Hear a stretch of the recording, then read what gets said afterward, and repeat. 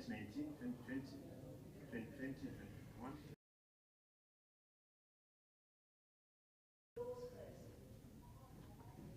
I am my chair and table. Okay, just for clarification, there was an item on Kisii water.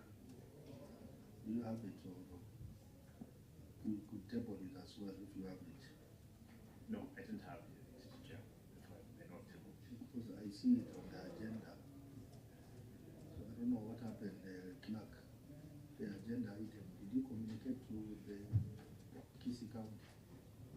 I think, Chair, the anomaly was from our side that we have not indicated that one in the letter. So then that has to be removed from the agenda. So we will have to amend the agenda to remove agenda number 5. So can we? I propose. Second, Chair. Okay. So now we have 3 issues that we are going to look at. The first one is FIF for 2 years. And the second one is Kisii Referral Hospital for 4 years. And finally, the municipality for 3 years.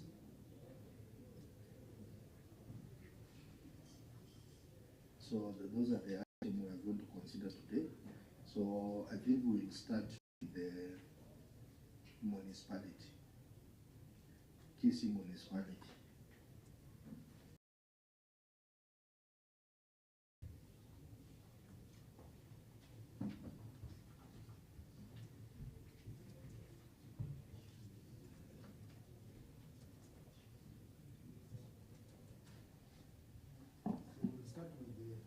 Kisii Municipality, which honorable members, is this, the response is contained here,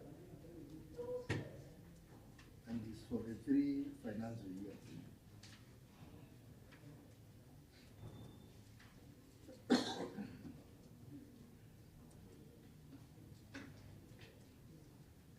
So I think I take it to the auditor to take us through the report for the year ended June 2020.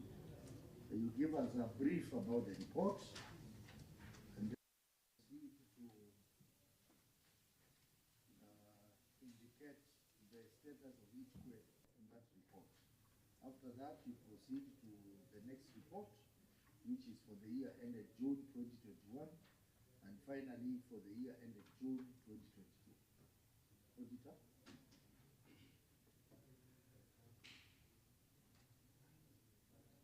Thank you, Chair. The audit report for the financial statement for Urban Support Program, which is Kisii Municipality, for the year ended 30 June 2020.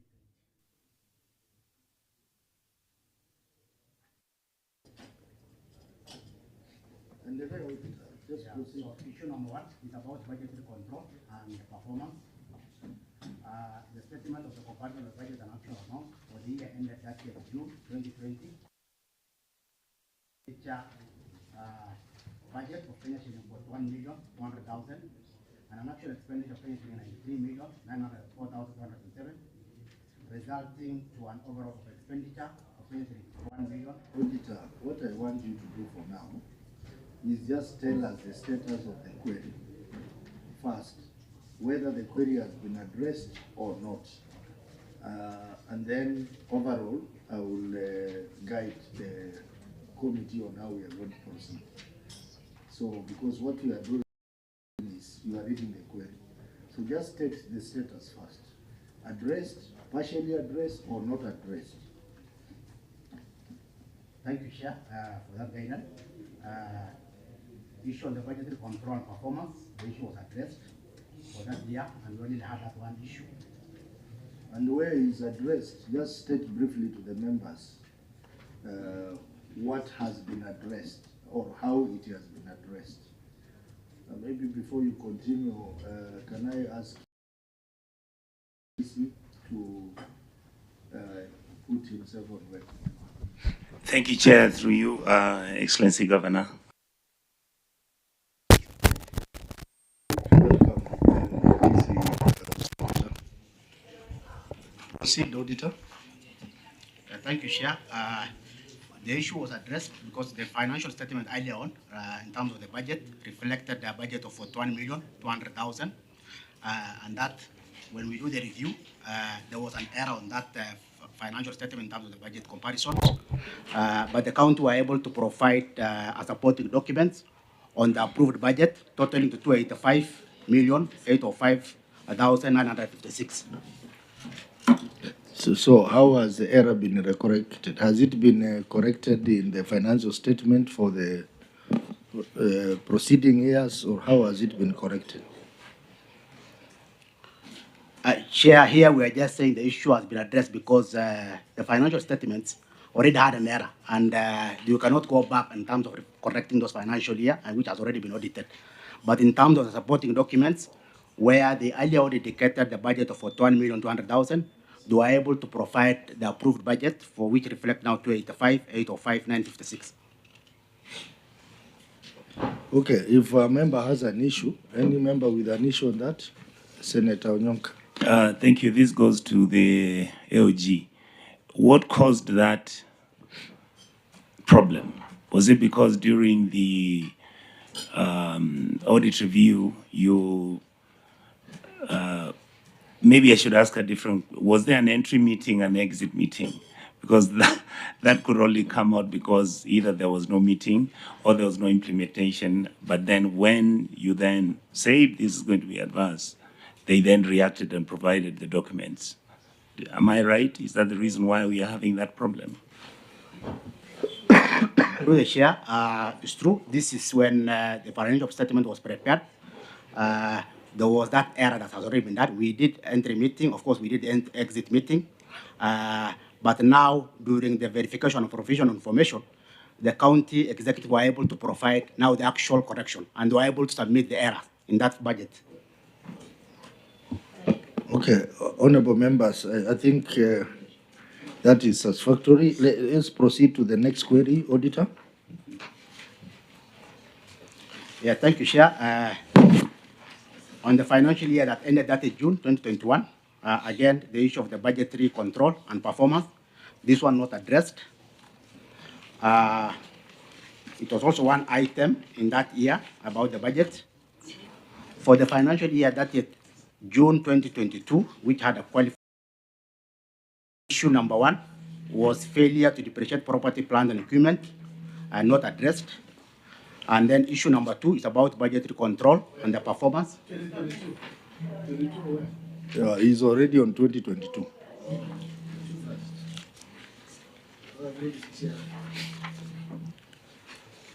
'21 only had one item about budgetary control, and the issue was not addressed.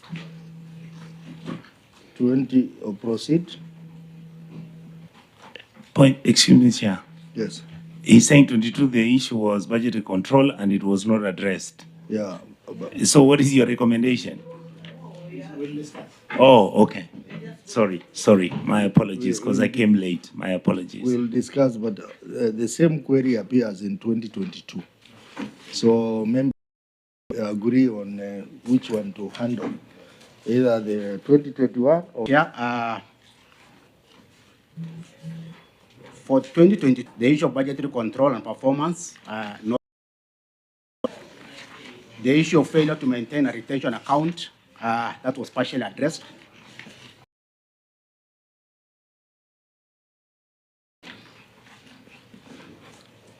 Thank you, Chair. We raised audit query in regard to 7.3 million. The county were able to support an amount around 5.7 million. So I think, honorable members, we can look at this. Proceed. For that particular period.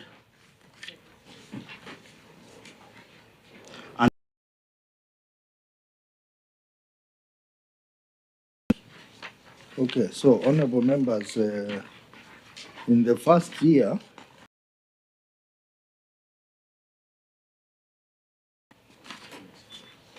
One, no, June 2020, opinion in this financial statement. Year ended June 2020. Yeah, it was unqualified. Unqualified, okay. Yes, it's unqualified. Explained by the auditor, has been addressed. No.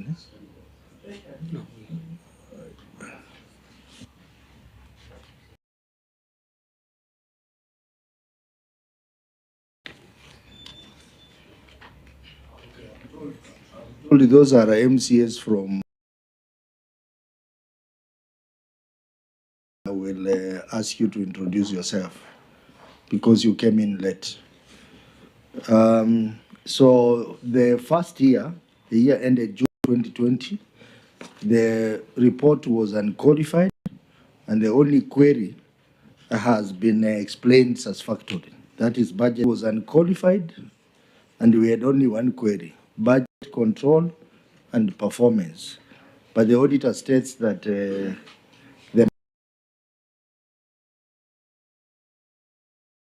same query appears in the year ended June 2022. So, honorable members, the one appearing in the year ended June 2022. So, for that matter, therefore, the report for the year ended June 2020 and the year ended June 2022, we will consolidate the issues in 2022. So for 2022, we have failure to depreciate property, plant, and equipment.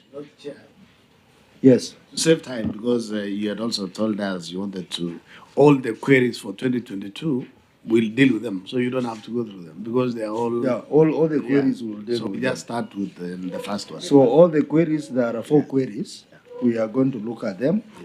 Auditor, I will request that you take us through the first query for.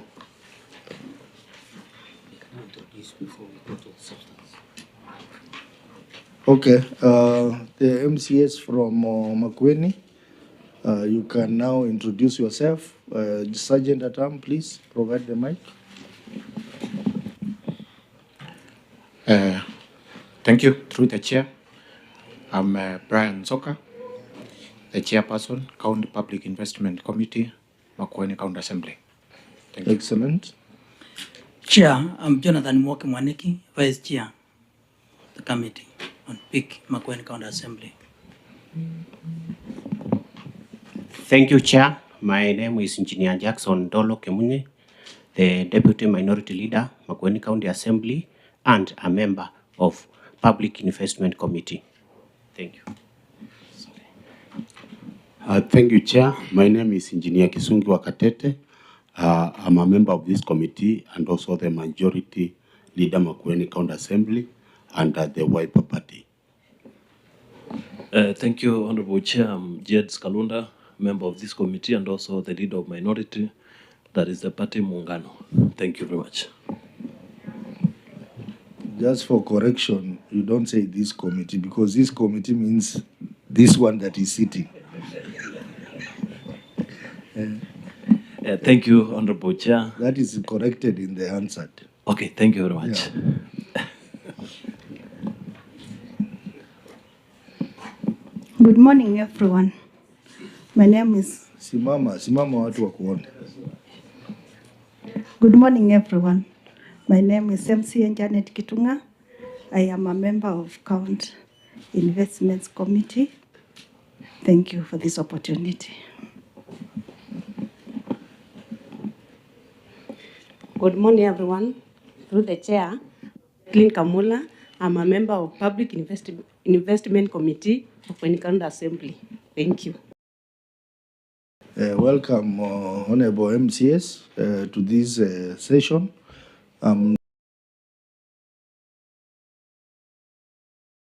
Used to asking questions, but in this session, you will only be observers.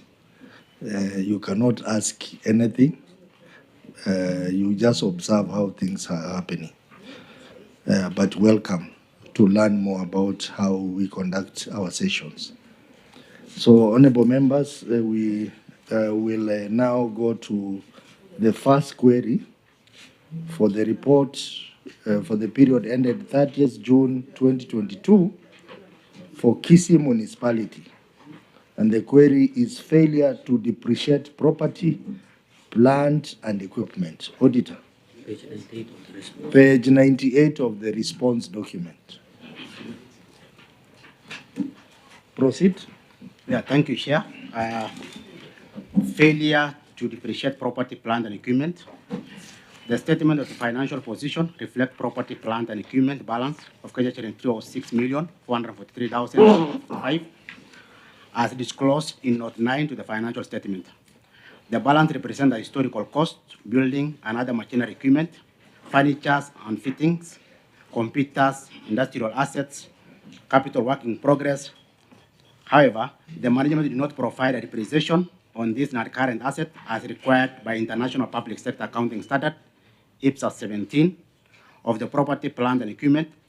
This was also contrary to paragraph C of the significant accounting policies, which state that all property, plant, and equipment are stated at cost less the accumulated depreciation and impairment. So in the circumstances, the accuracy and the property of the plant and equipment balance of KTRH of 6,443,905 as 30th June 2022 could not be confirmed. Governor, the management response.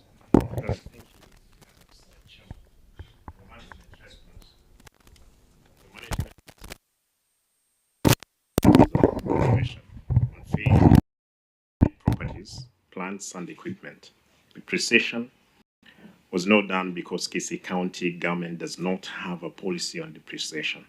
The management has noted this and is committed to develop a policy guideline for the county. Before I come to you, members, I would like to hear the comments on the response by the auditor.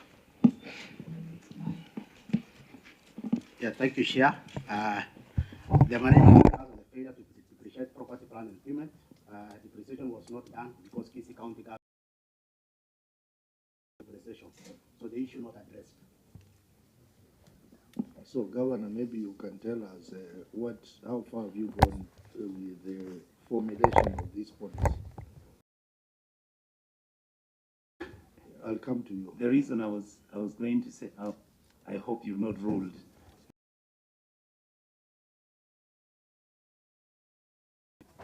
Under the circumstances which he has not been solved, what would his recommendation be before Governor responds? Yeah, very well. Auditor, please. Yeah, thank you, Chair. As stated in terms of the IPSA's accounting, any property, plant, and equipment must be reflected net cost of the depreciations. So in circumstances where the depreciation has not been provided, then it means the financial statement has been overstated. So the county requires to put their depreciation policies in place so that going forward, the financial statement reflects fair view of the states.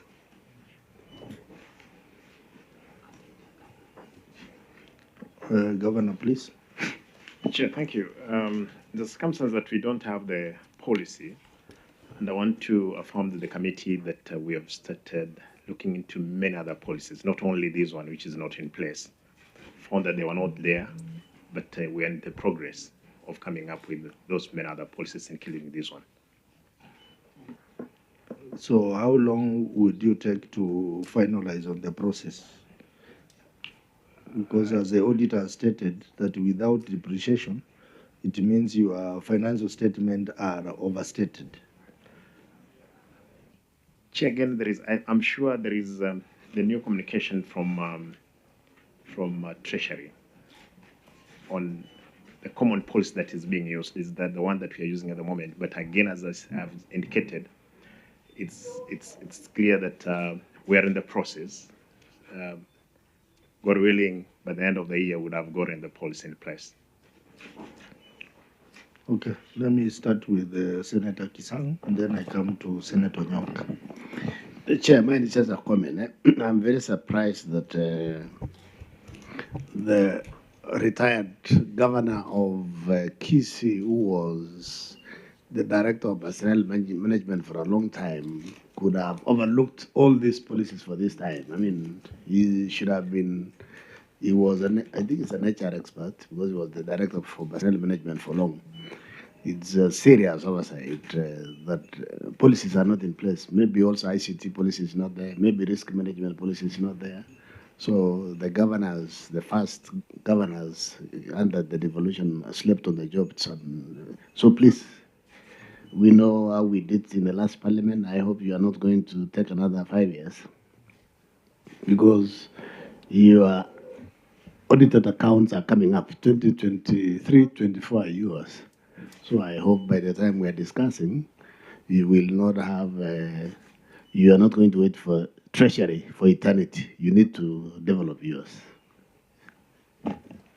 Yeah, and maybe before you come in, Senator Nyonka, the auditor, the first 2 years you had unqualified opinion. I'm just wondering why you later on discovered that you have no depreciation of your asset. What was anomaly there? Because unqualified means the report is good, but then later, a year later, you discover that the depreciation is not done well. So what could have happened? Yeah, thank you, Chair. Probably the previous years, some of these municipalities, that's where they are starting. As we progress, that's where also they are enhancing their financial statement preparations. In the earlier, we are really focusing on the budget. Even the systems were not in place, but as they come up, now we wanted to see how they also prepare their financial statement. And this particular now, 2022, is when now you can see even in terms of the assets being overstated because of now the issue of depreciation has been done. And these municipalities. Okay. Senator Nyonka?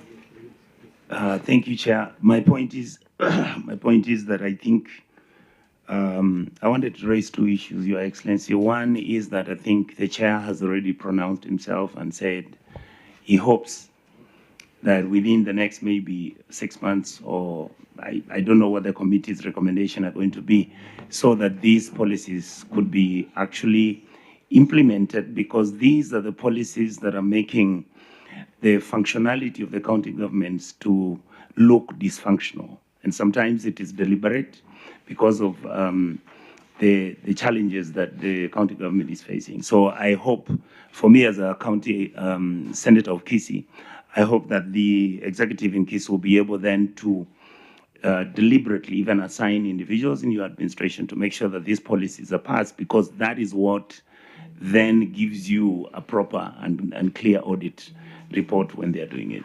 Thank you.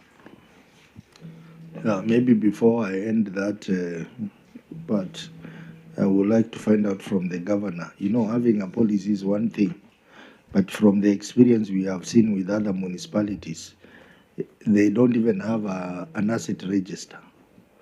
So even if they were to do depreciation, they will not do it very well because there is no asset register. So kindly tell us, do you have an asset register for this municipality? Chair, I believe that I'm not very sure because, again, I want to be very sincere here, is that when we lack policy, you expect that, again, that register couldn't be there. We're not very sure which machineries, what assets are there.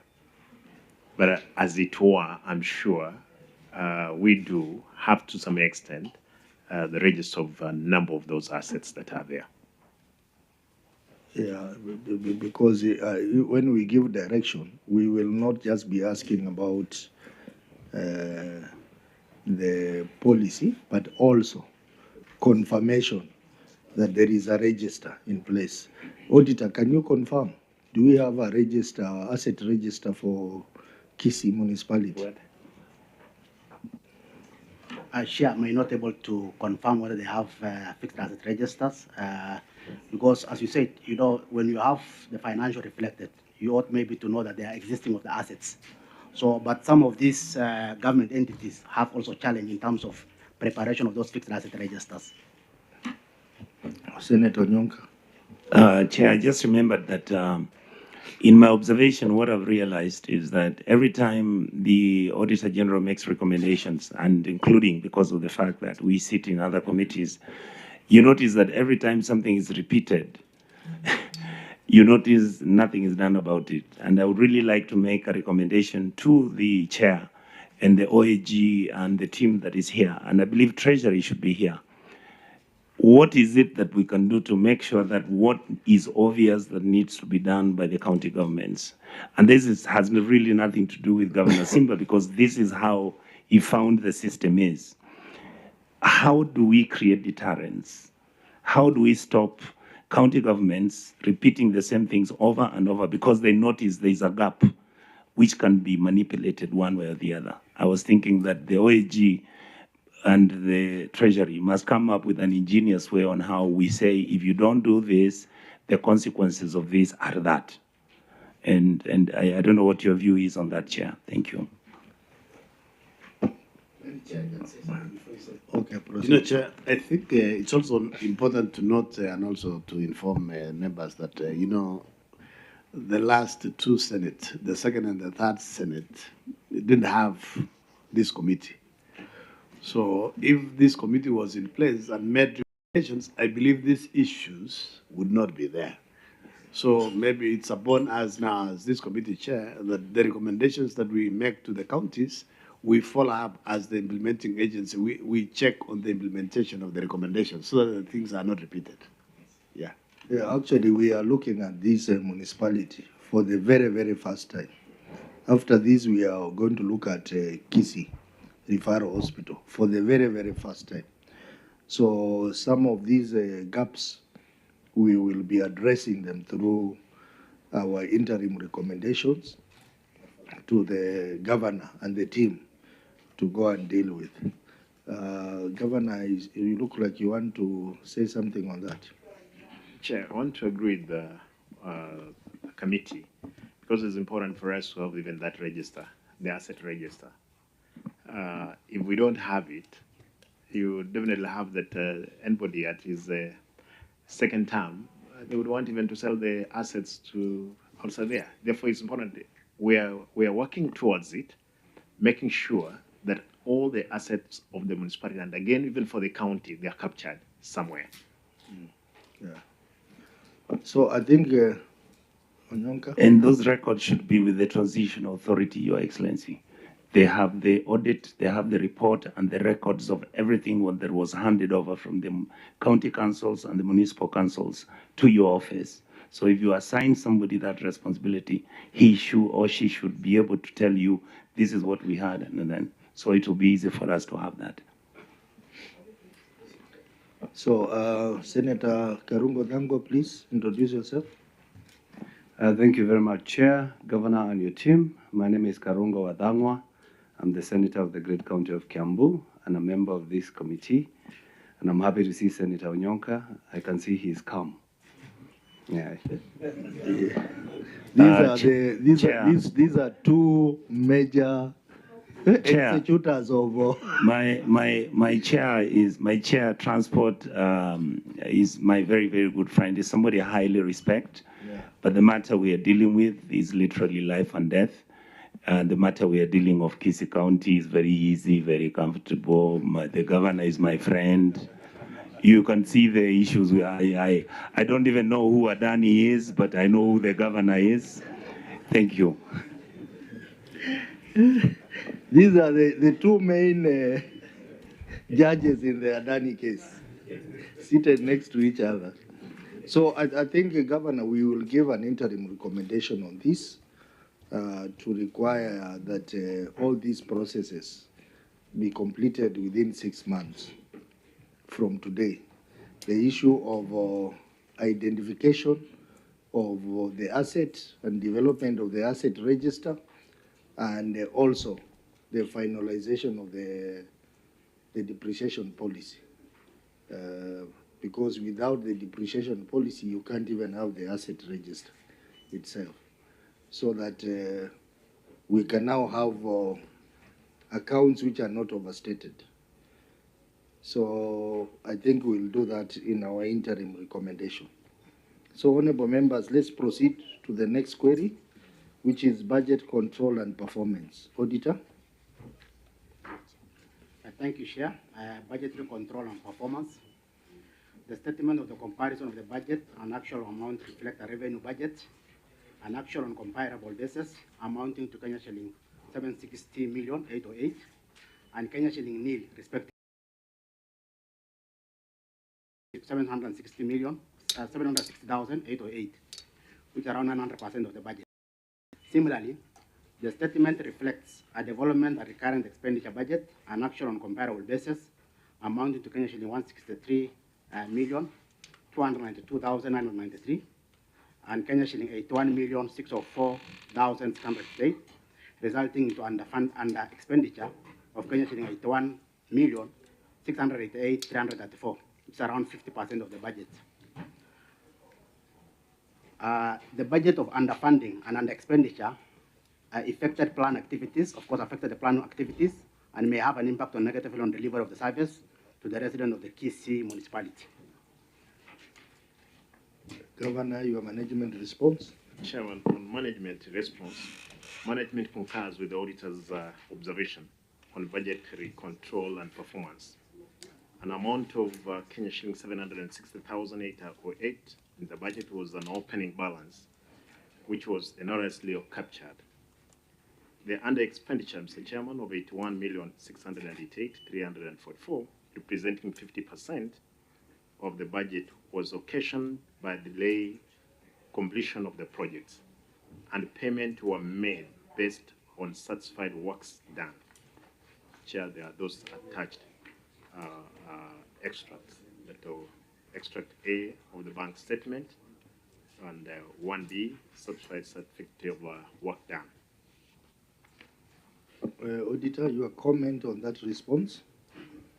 The management concurred on the amount of Kenya shilling 760,808 in budget was erroneously captured, and an expenditure of Kenya shilling 81,688,344, representing 50%. The supporting documents reflect prior bank statements. So, what is your overall comment on the response to the query? Yeah, the overall is that the executive were able to admit there was an error in terms of the budget, the opening of 76808, and in terms of the budget preparation, you may not be able to roll off or carry from the previous year, and that's the error they made in that comparisons.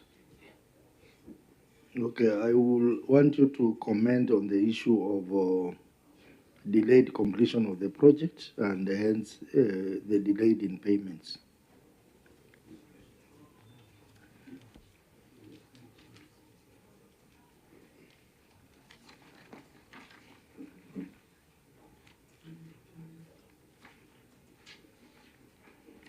Yeah, thank you, Chair.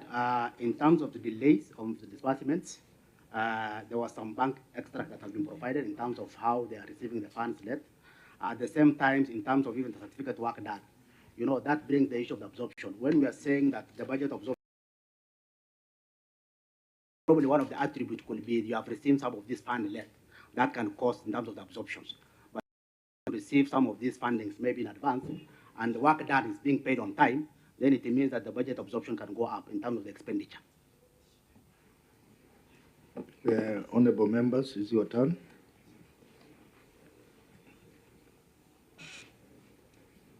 This is a matter where there was under absorption of the budget, about 50% under absorption of the budget. As you do that, Senator Eddy, please introduce yourself. Chair, good morning, together with the committee. Good morning, Governor, together with the team. Nice to see you again.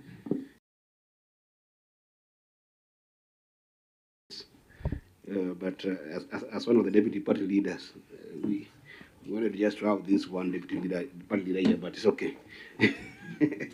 But on a more serious note, Chair, on page 128. Put your name on record first. Oh, well, I thought they know me. Kisii is my neighborhood. So, Eddie Gisheru Okech is my name. I'm certainly the senator from Migori County and a member of this committee. So, proceed. Yeah, Chair, on page 128. 28, I'm looking at the statement of comparison of budget and actual amounts for the year ended 30th June. Are we together there?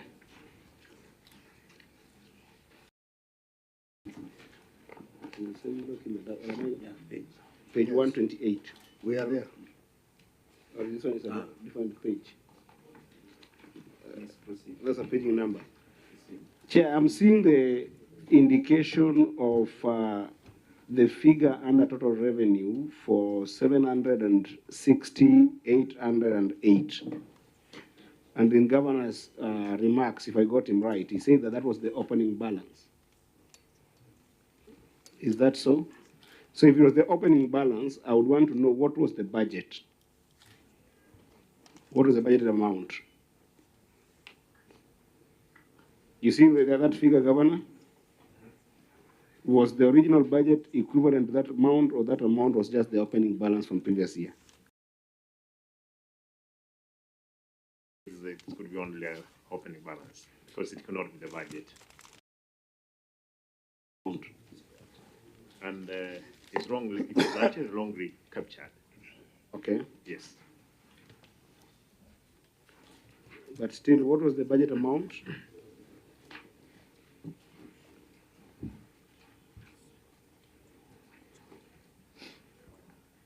In that figure, you can see on that table is 163. That's the capital expenditure for that financial year.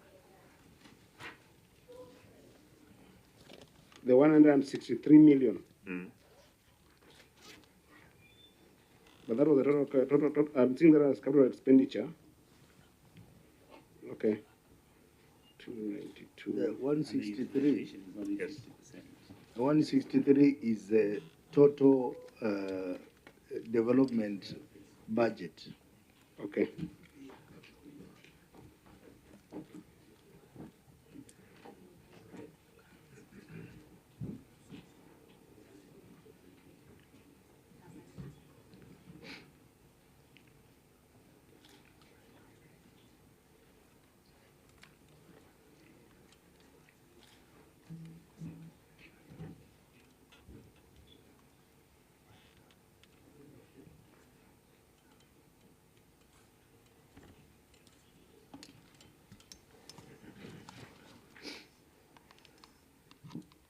So this 163 was allocated. It was not just the budget, but it was also allocated, right? In the query, that is. In the query, that's Yes. what they're saying. Chair, Yeah. Chair, I, as a point of info to Senator Eddie's very good question, I believe the OAG should tell us, was any of this money from any land, it's the full amount which came from the executive allocated through the assemblies?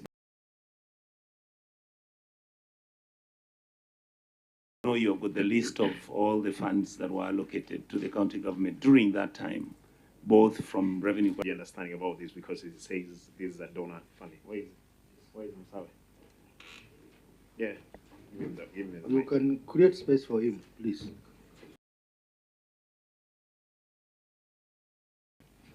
Thank you, Chair, for the figure that has been captured in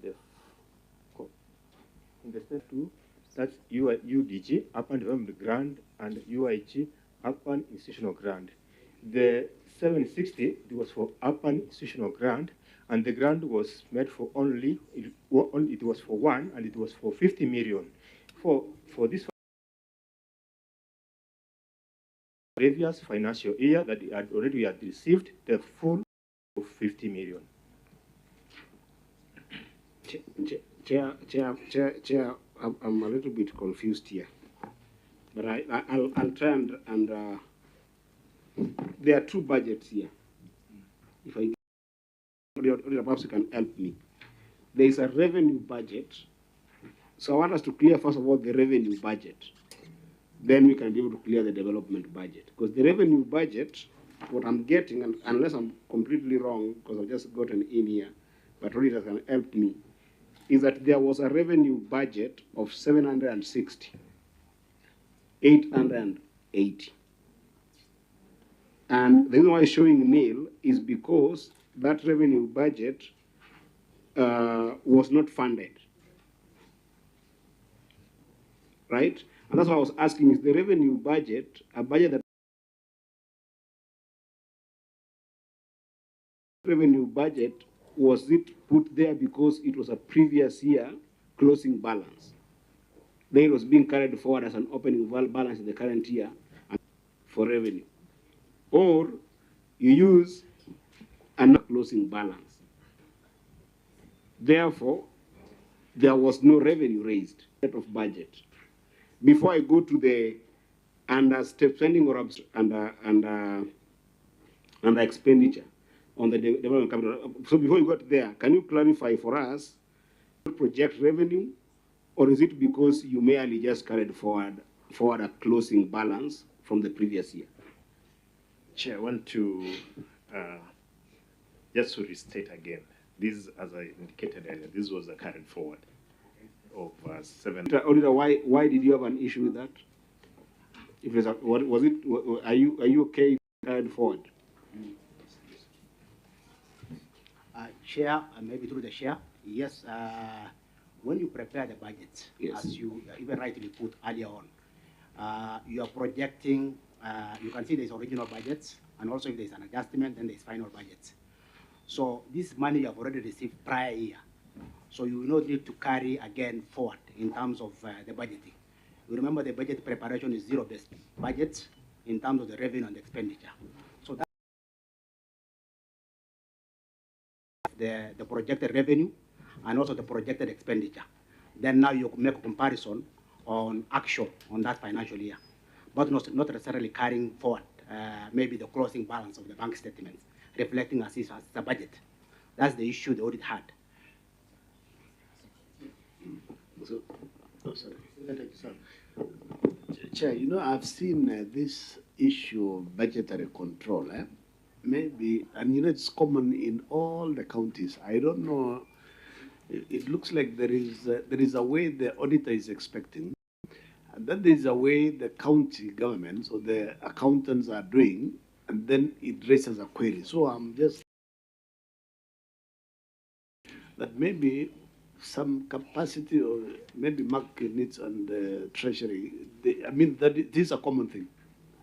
So for us to stop this thing in the future, maybe we need to think what really needs to be done so that the counties basically are capacitated so that they know what to do instead of this thing recurring every year, because I've seen it is everywhere. So it's a challenge. Yeah, actually, I want to concur with you. This query appears in there is a gap there, which you need to address, maybe between the accountants and the auditor, so that you can agree on the way forward. But let's have Senator Eddie. My last question, and perhaps I want us to conclude on that. Yeah, so comment. The reason why I brought the issue of 760 is because the governor said it was an opening balance. Is that utilization based on the previous year or the current year? That financial year, 2022, if you roll off the previous, and of course you can't, that's already an error, then it means that that year you have not projected the revenue that you are supposed to receive, and you have not even projected in terms of the actual. So that's why you see it zero. And even in terms of the preparation of the use in terms of utilization, is indicated zero, because that's where now the part of the revenue we are talking about. Yes, my comment now, because of that, is that I would have wished to see a projected revenue as the basis of this revenue, not the closing balance. And if there was closing balance, then what this means is that there is no activity that is expected in the municipality in this subsequent year. That is the basic interpretation, which is why I was concerned about that, Chair. Yeah, so I need to see a clear projected revenue, unless you're saying that that projected revenue is only I mean, the revenue budgeting is only going to depend on the opening balance, which is not true. municipalities are functional, they work every day, so there has to be a projected revenue, and that projected revenue, we can only add the opening balance as a tool for reappropriation in the year that, in the current year. So that is a serious misnomer, but I hope the accountants will take note of that. Because when the auditor called this a revenue budget, it isn't. It isn't in the sense that this is purely a closing balance carried forward. A revenue budget must have projected revenues for that particular year. Senator Nyonka. Chair, without us spending so much time on this issue, I just wanted to make a recommendation that the the audit, with the fact that they actually looked at this issue and reconsidered it.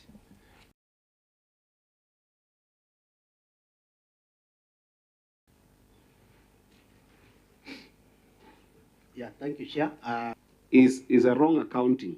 It's not an error. It's a wrong accounting. And Senator Eddy can't change it. Thank you. Yeah, maybe before we close, I would like to know Mr. Ongeri. Is he around? Mr. Ongeri? Mr. Jojo Guare. These are our two very important people because the financial statements are signed by the two, but they are dated. They are for the year ended June 2022, but they are dated December, 12th January 2024. I don't know whether, auditor, you had an opportunity to look at this.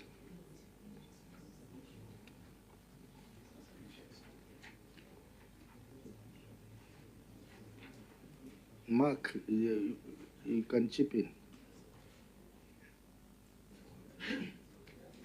Chair, I think there's a query there on late submission of financial statements. I think that might explain. Oh, okay. So this is to do with late submission of yes, financial statements. Yes, Chair. Okay. We'll come back to that. So, honorable members, on this we are going to give a recommendation on the budget control and performance, interim recommendation. The next query. Yeah, thank you, Chair. The next query is failure to maintain retention account. The statement a trade and other payables, a deposit retention balance of Kenya shilling 7,317,907, as disclosed under Note 10. However, management did not maintain a separate retention account for such monies to cover any defects in construction of the contracts. In circumstances, contractors' retention monies may be used for other purposes, which may lead to municipalities being sued by the contractor.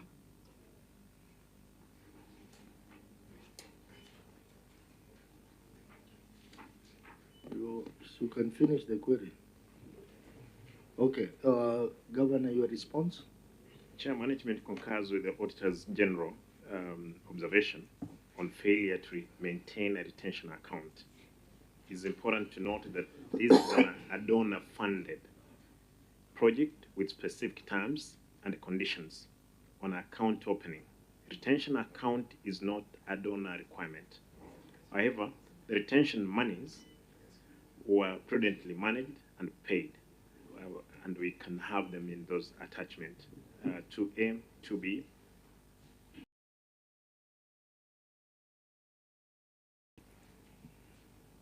Okay, Auditor, your comment? The management concurred with the observation of the failure to retain retention account. However, coinciding with the balance of Kenya shilling 7,317,972, the audit query raised. So there is an unexplained variance of 1,520,000.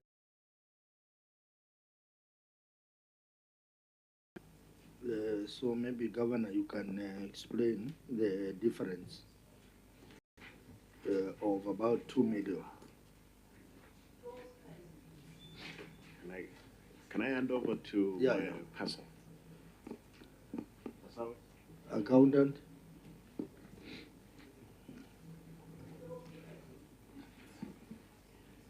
Okay, thank you, Chair. As the auditor put a clause about the retention, that we did not have a retention account, and the variance is talking about of 1.2 point something million that we which is not reflected in the schedule that we provided. No, these have been ongoing works, and we only at the end of this financial year we had to clear those who had finished works, and there's a bill to pay the full retention amount. So by the end of this financial year, the mentioned amount. Yeah, thank you, Chair. If the amount which is outstanding, the variance 1.5, indicating that it will be amount that will need to be paid maybe within this financial area, maybe work has not been done, then if that schedule will be provided, then the issue will be cleared. Because we queried around 7.3 million, but the supporting schedule that has been provided is indicating 5.7 million. So can you provide that additional schedule? Yeah, the management will give us time, the management will provide. In the next 14 days.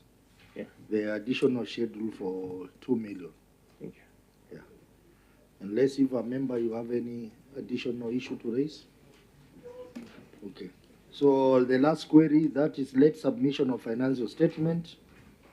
This is a compliance issue, but proceed and read out the query. Yeah, thank you, Chair. Let's submission the financial statement. The financial statement for the Kisii Municipality for the year ended 30th June 2022 was submitted for audit on 19th October 2023, contrary to Section 47(1) of the Public Audit Act 2015, which requires a financial statement for the financial year ended 30th June 2023 to be submitted to the Auditor General by 30th September. And management did not provide an explanation for the late submission. Governor, your management response? Chairman, the management concur with the auditor's observation on late submission of financial statement for the financial year 2021-2022. Subsequently, management has complied, Mr. Chairman. There is an extract there of submitted financial statement for the financial year 2022-2023 to show that we are complied. Auditor, your comments?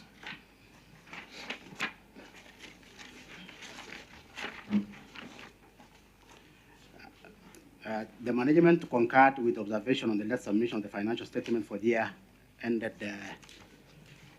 2021-2022. However, the extra financial statement 2022-23 was not provided, but I think currently now it's provided. When we are doing the verification, it has not been provided. But you can see now the document has already been provided to us. Senator Nyonka? The OAG, I go back to the same question I asked you earlier. And Chair, I'm really struggling with the recommendation or with the observations that OAG makes. Why don't you want to pronounce yourself how you cure this problem? Because it's not only appearing in Kisii, it's the whole Republic, isn't it? And then on top of that, I don't know that you observed that this was the period of transition. I don't know, Chair, you see my point? Yes. What can we do to make sure that the process continues even when the politics is going on and transition is taking place? I have seen that in so many other counties. What would you want us to do? Because our job is to legislate and oversight. Chair. Chair. Chair. Yes. Chair, you know, I think the legal counsel needs to read for us the relevant section when you do late submissions. Secondly, Chair, Governor, I think your accountants are very lazy. If you check the responses, they are standard. It starts with I concur. And they don't give further reason. There is no flesh in those statements. So, I mean, this is being lazy. I mean, you're a serious governor and deputy party leader. I mean, Chair, just before the legal goes, you know, Governor, we had the auditor here, and we had 3 hours with the Auditor General because we are having a lot of documents to look at and a lot of county entities to audit to the extent that we really actually want to catch up with time and be able to do as many as possible so that we can be able to get to the current books of the current governors. Now, the problem we are having is this issue of late submission. You know, when Senator Kisang says your officers have said, I concur, it's basically going to the law, to the court and saying, I am guilty. And Governor, I think that probably you're going to be the first county that is going to be punished with this, your officers. Because this idea that what the law calls accounting officers constantly putting their governors in a very bad light of not doing their work must stop in counties. It must. And I think that the accounting officer, before we read the punishment, I want you to read for us PFM section 149. What is the title of that section of the law? Can you give the officer? First of all, read the title, because I'm getting irritated and tired of officers who don't do their work, and then because governors cannot run the entire county, you have got what the PFM Act clearly calls accounting officers, and they must do their job. What does that title say? Through your chair, the title of the heading of section 149 of the PFM is responsibilities of accounting officers designated for county government entities.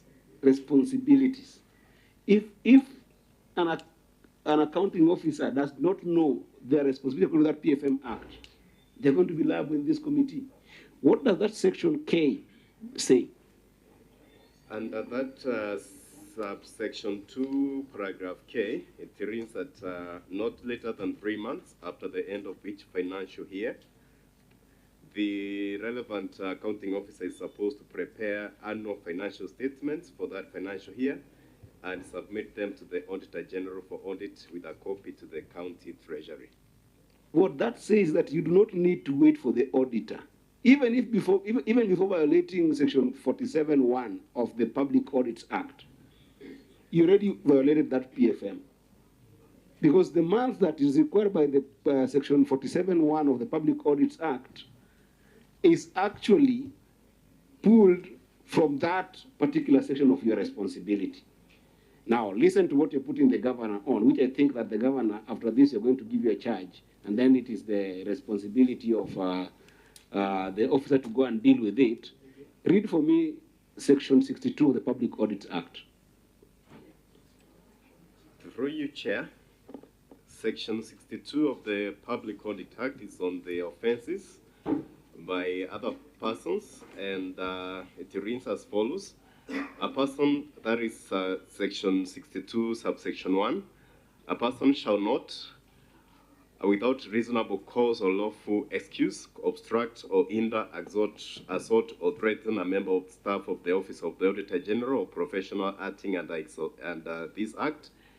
Then the relevant ones are paragraph B and C, without justification, fail to provide information required under this Act. C, without justification, fail to provide information within reasonable time that is required under this Act. Then there is the issue of submit false or misleading information and misrepresent to or knowingly mislead a member of staff of the Office of the Auditor General or professional acting under this Act, or interfere with or exert undue influence on any staff of the Office of the Auditor General or on any person authorized by the Auditor General to perform the functions under the Act. And then the fine is under subsection 2, where it reads that a person who contravenes subsection 1 commits an offense and is liable on conviction to a fine not exceeding 5 million shillings or to imprisonment for a term not exceeding 3 years or to both. Thank you, Chair. That's the law. When you said you concur, this committee sits under Article 125 of the Constitution. It's a high court. So I don't think there's anything the chair can do. You have concurred that you violated those sections and the punishment is there. It's 5 million or 3 years jail term or both? I think if the chair is very lenient, he might give you 5 million, because I don't think you want to go for 3 years in jail. Or he can actually give you both if he really wants to send a message. It's that simple. The accounting officers are giving governors headache in the county. You've got a section for yourself in the PFM Act. This is not about the executive seat of the governor. It's not in question here. It is directly on you, 149 of the PFM Act. So, Chair, I don't know how today you woke up, whether you took tea, whether you were nice, I don't know. But I think that is the law of what they have concurred about. If you choose, you can punish and then make it known to the country that there are some accounting officers who do not do their job that need that punishment through the executive, who is the governor. Just for your information, the two accounting officers, that is Nahashon Ongeri, who was the municipal manager, and George Ongware, who was the municipality accountant. Governor, are they still in employment, these people? Or they left? Chair, I can confirm that one Nahason Ongeri is on disciplinary. He's on disciplinary? Yes. May I ask, where's George Ongware? Okay. He's there. What does he do? He's an accountant there. Ongware is there. Yeah, this Ongware, he should have been here. This Ongware has an ISPAC number 8093, and according to the status, his membership is active, but he is not in good standing, meaning that his training points are below the required threshold. I can come with him next time. If you require. Yeah. Bring. Yes. Yes. So I think what has been said is that ordinarily the law provides, the Public Audit Act, that these people should be punished on this offense. I will ask Senator Onyonka to say something, and then I give my direction on this. Chair, my point is that actually I'm agreeing with Eddie. That's why I told and mentioned to the OAG that what is the way out of this? What are the recommendations you make? And Chair, you could interface that with your ruling. What are the recommendations you make so that the same thing does not be repeated again? That's for me where I am, because I always keep saying the system is broken. This is, Chair, one way on how the system is deliberately broken to make sure that these things happen. Thank you. What Senator is saying in your report, don't leave it vague. You need to be very specific. You say such and such officer should be punished under the law, so that people will start taking submission seriously. When you leave it to us, and you are the one who is supposed to actually implement the Public Audit Act. So, Auditor, please. Mark, you can come in to support what he's going to say. Yeah, thank you, Chair. As Senator said, I think the issue of less submission has been a very big problem in this country. But even in terms of looking in terms of the financial year when it ends, the financial year ends 30th June. Yeah, actually, the law just provides a ground for that grace period of 3 months. But ideally, the financial statement must be ready by July. Yeah, there's nothing stops the financial statements to be cleared by even July and August. In terms of even some of the listed companies, which we normally also audit, which are also being guided for them to have an AGM, they do their submission by 30th June, and we do the audits. Even by 30th September, the audit has already been done. So in terms of the main national members of the counties, the best thing is just to enforce for them to do the compliance in terms of preparing these financial statements in advance and submitting them to be audited, because the year ends actually by 30th June. And if in terms of proactiveness, we normally do what we call quarterly reportings. So if you do quarter 1, quarter 2, quarter 3, by the time you do quarter 4, you already have even financial statement in place, and that ought to be the best practice. Thank you. So the two members, please put yourself on record. Senator Tabitha Mutinda, a member of this committee. Karibu sana Governor and our member former Nairobi MP, bado tunakutambua. I do not care if I would just quickly brush in my query to the CEC Finance, who is the overall in charge on this matter, so that as my colleague also puts in stable record, he can prepare a feedback to this committee as to why these documents were also submitted late, because you are the one in charge of this accounting team. Thank you, Chair. Proceed, Senator. Thank you, Chair. Rioba. Senator Gloria Roba, a friend of the committee, and nominated senator from Kisii County, the delegation of Kisii. Okay, CEC Finance, through the governor, please respond to the senator before I make my direction. Thank you, Chair. We have tried, or have tried as CEC Finance to understand the reason as to why. And just to know that when we talk about accounting officer, apart from the two, you are also included there. You are the accounting officer on matters finance. My honesty, Chair, thank you, is that we did agree. I did inquire the department, and there has been a reason as there was late submission.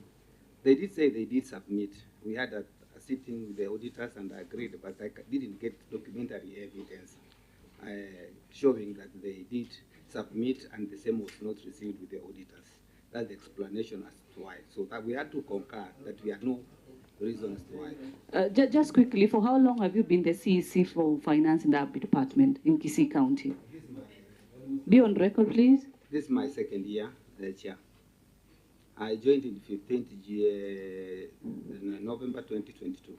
Would I be wrong to tell this committee that you are also lagging behind in ensuring that you push on timelines? Senator Mutinda, we are constrained of time. The process you want to take him through, we have already gone through that.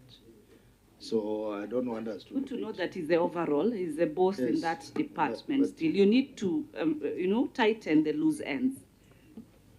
Thank you, Chair. Yeah, so what I want to direct is this is an offense, as has been read out by the legal officer. But I would be lenient for this session. But the next session, if we have this query coming up, the CEC Finance, CEO Finance, and the two municipality accounting officers, you'll be liable. And you have heard what is involved, the fine and the prosecution. So the committee will not hesitate to prosecute, to recommend prosecution. So the only reason why I am being lenient is because, one, this is the very first time we are looking at municipality reports. And number two, the report in question was for the year ended June 2022, which, as rightly said by Senator Onyonka, it was a transitional period. But you have made an attempt, Governor, under your regime, you made an attempt to submit the financial statement, but very late. So for that reason, I will be lenient, but next time, I will not be lenient. I will recommend that actually the Public Audits Act takes effect, especially Section 61. Chair. Honorable members, I do not want to Chair, to revise that. We need to make I'm not revising, Chair. We have two reports ahead of us. I get it, but Yeah. this is a substantive issue that has occurred in this committee so many times. Yeah, but we have I know you have discussed- made a ruling, but I think Yeah. that there's just something that I think is important for the CEC to take note of, right? Because, Chair, if this comes back again, one thing I wouldn't want to see anybody going to jail. So let's just give them comprehensive feedback so that next time they and I comply, Chair, with your ruling. You know, I will never question or vary your ruling. But Chair, you see, if you observe what the CEC has said, there are now two offenses that have emerged. There's an offense of lack of documented submission to the Treasury. That's what I got. There was no submission from the relevant entity to the Treasury. And then the second offense is what we have been overly looking at, which is submission to the auditor. And because the CEC is the head of Treasury, I just wanted, because this is my neighbor county, good practices will come to Migori. And bad practices will also come to Migori because we are neighbors. I hang out with you guys a lot. My governor hangs out at your place. We go to your place. You might hang out with bad manners. So what I would request you to do, through the chair, of course, number one, put down Section 149 of the PFM Act. Go and have all your accounting officers, because they and master it. Number two, Section 47(1) of the Public Audit. That section is actually irrelevant, 47. And then number three is Section 62 of the Public Audits Act. Master that. But because you have pricked my conscience with this mistake that you're more dangerous. So go and master Section 197. That says offenses of financial misconduct. Because now what I'm seeing again arising is the misconduct in the entities and in the Treasury. Those offenses are very critical. And then master Section 199 of those, of what the penalties are in the PFM Act. Now, even not in the Public Audit Act. This is why I'm saying I'm reading this for you, is because the chair has said is lenient. Under PFM, the chair has got no any provision for leniency, because it says, except as otherwise provided by this act. Leniency of the chair can only come at a place that, except as otherwise provided by this act. A person who is found guilty of committing an offense under this act, for which no other punishment is given, that person is liable on conviction to a term of imprisonment not exceeding 5 years, or to a fine not exceeding 10 million shillings, or both. This is lifted to go to the Public Audit Act. And here there is no leniency. So just master those, you'll be fine, because the governor is fine, but don't put your governor in trouble, because if you put you in trouble, he will put you in trouble as well. Thank you, Chair. Very well. And I forgot to say, apart from the CEC, CEO, and the two officers, the municipal board, you are also on that list of people who can go to jail because of this provision. Governor, I don't know, the municipal board, is it in place? They are not, Mr. Chairman. They are not in place? They're not. Only one person here. Here. No, they are. you have a board? Yes, I do. Okay. I have it. So who is representing the board here? The CC planning. The CC lands. You need to tell them that they are also liable on this matter, because the law on urban areas and the Cities Act puts them in that bracket of ensuring that there is financial accountability, and this includes that segment of financial accountability. So anyway, I have given direction on that matter.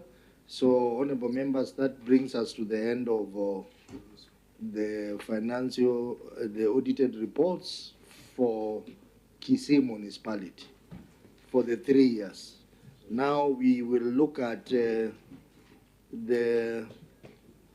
audited reports for 2 years for Kisii County Health Improvement Fund. Is the document in yellow, honorable members? This is UDA. The UDA.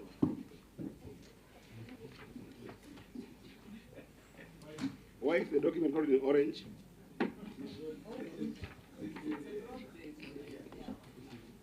So, Auditor, please take us through the report in the manner that I had directed you, starting with the year ended June 2021. Yeah, thank you, Chair. The report of the Auditor General for the financial year statement for the Kisii County Health Facility Improvement Fund for the year ended 30th June 2021. Issue number 1 is budgetary control and performance not addressed, and that year was just only issue of budgetary.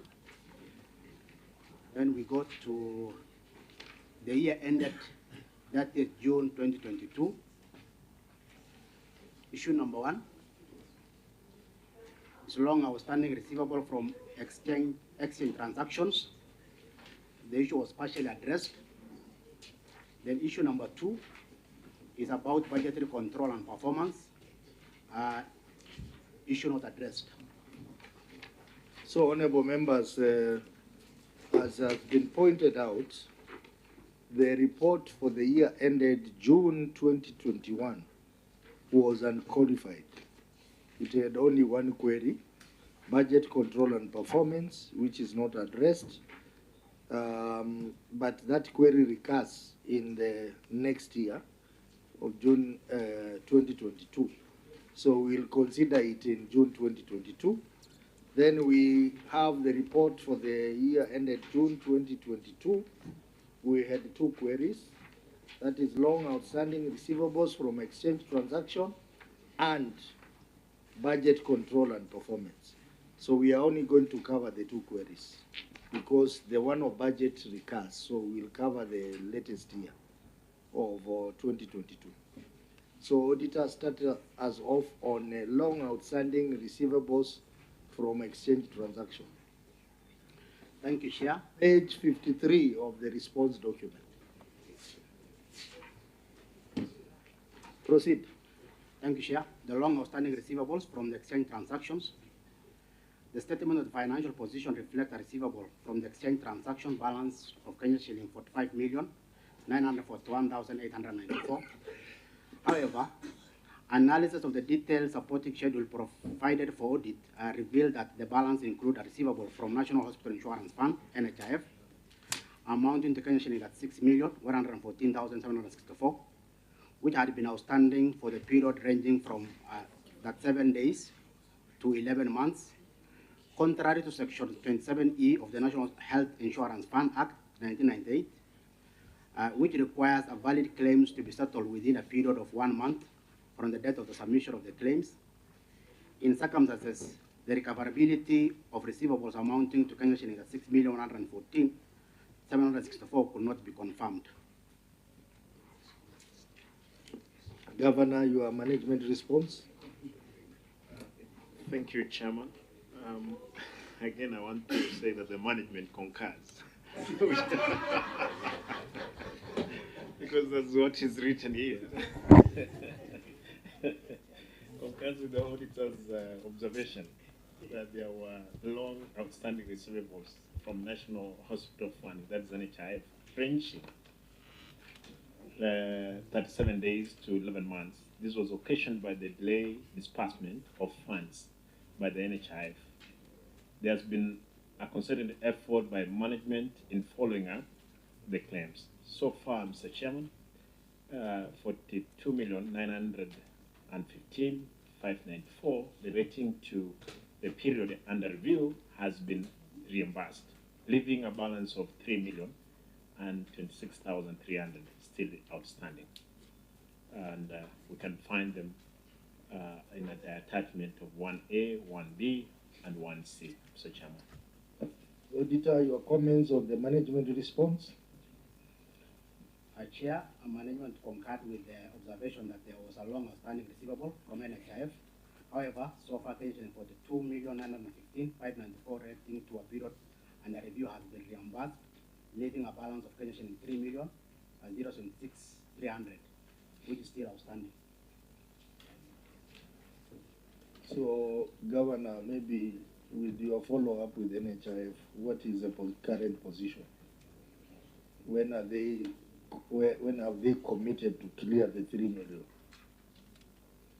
Chairman, there was earlier communication that before we moved from HIF to SHIP, they would have finished in the reimbursement of this money, but so far they've not done it. We expect that they will do it anytime soon. It is beyond our control again because they're the people who are supposed to be giving us that money back.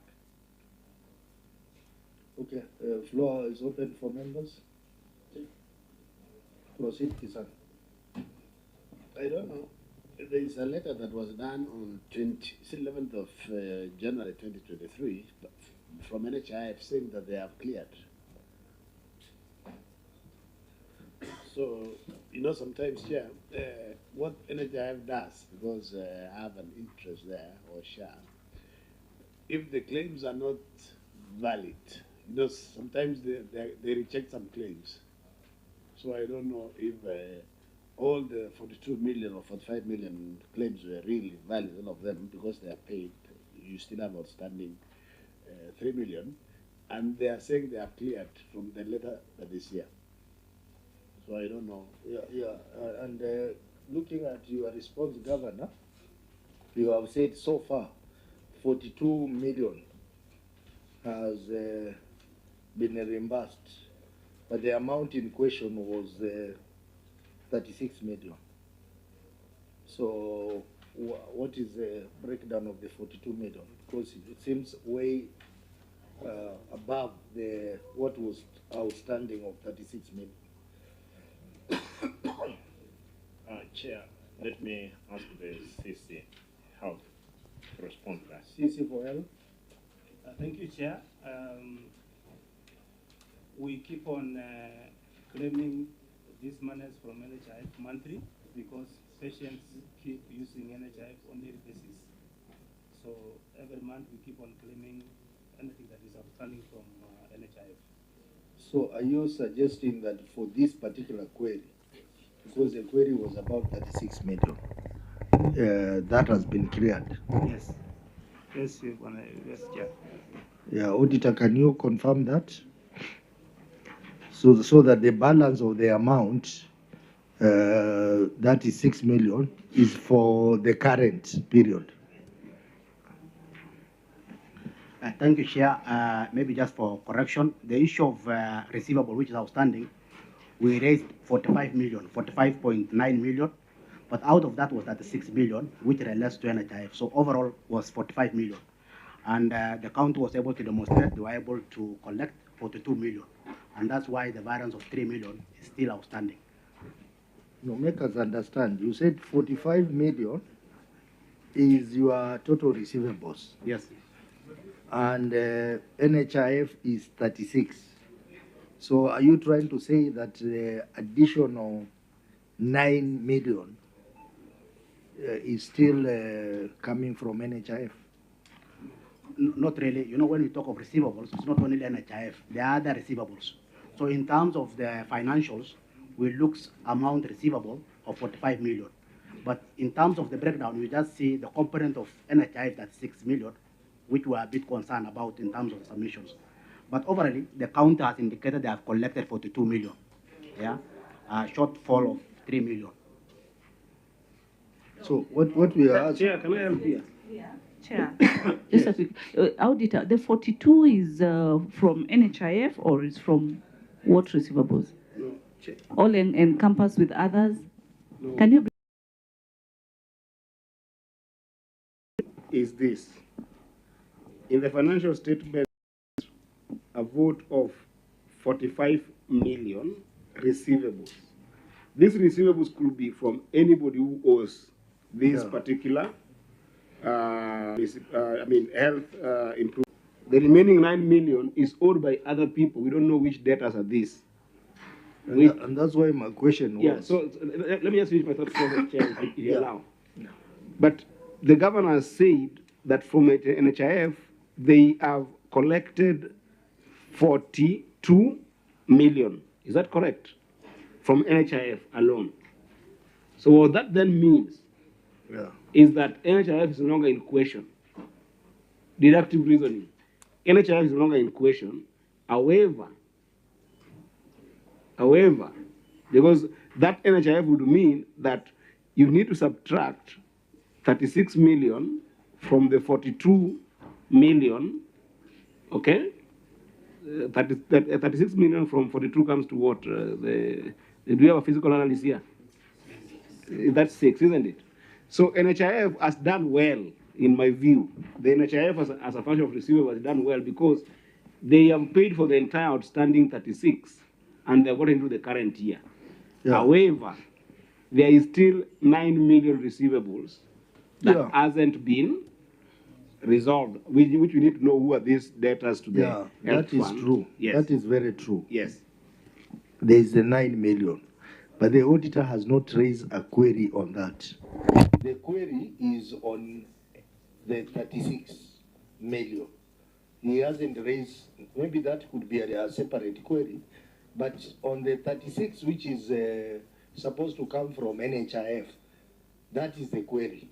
And then the county is saying they have already received 42 million, which means the 36 in question has been cleared.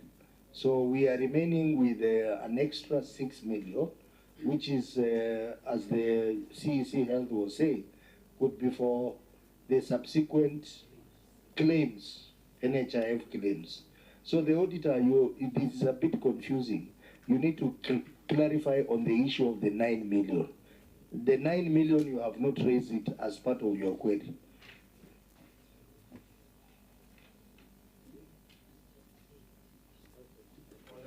Or the 9 million you're not worried about. You are worried about the NHIF one, which the NHIF then the county has solved so it can move forward.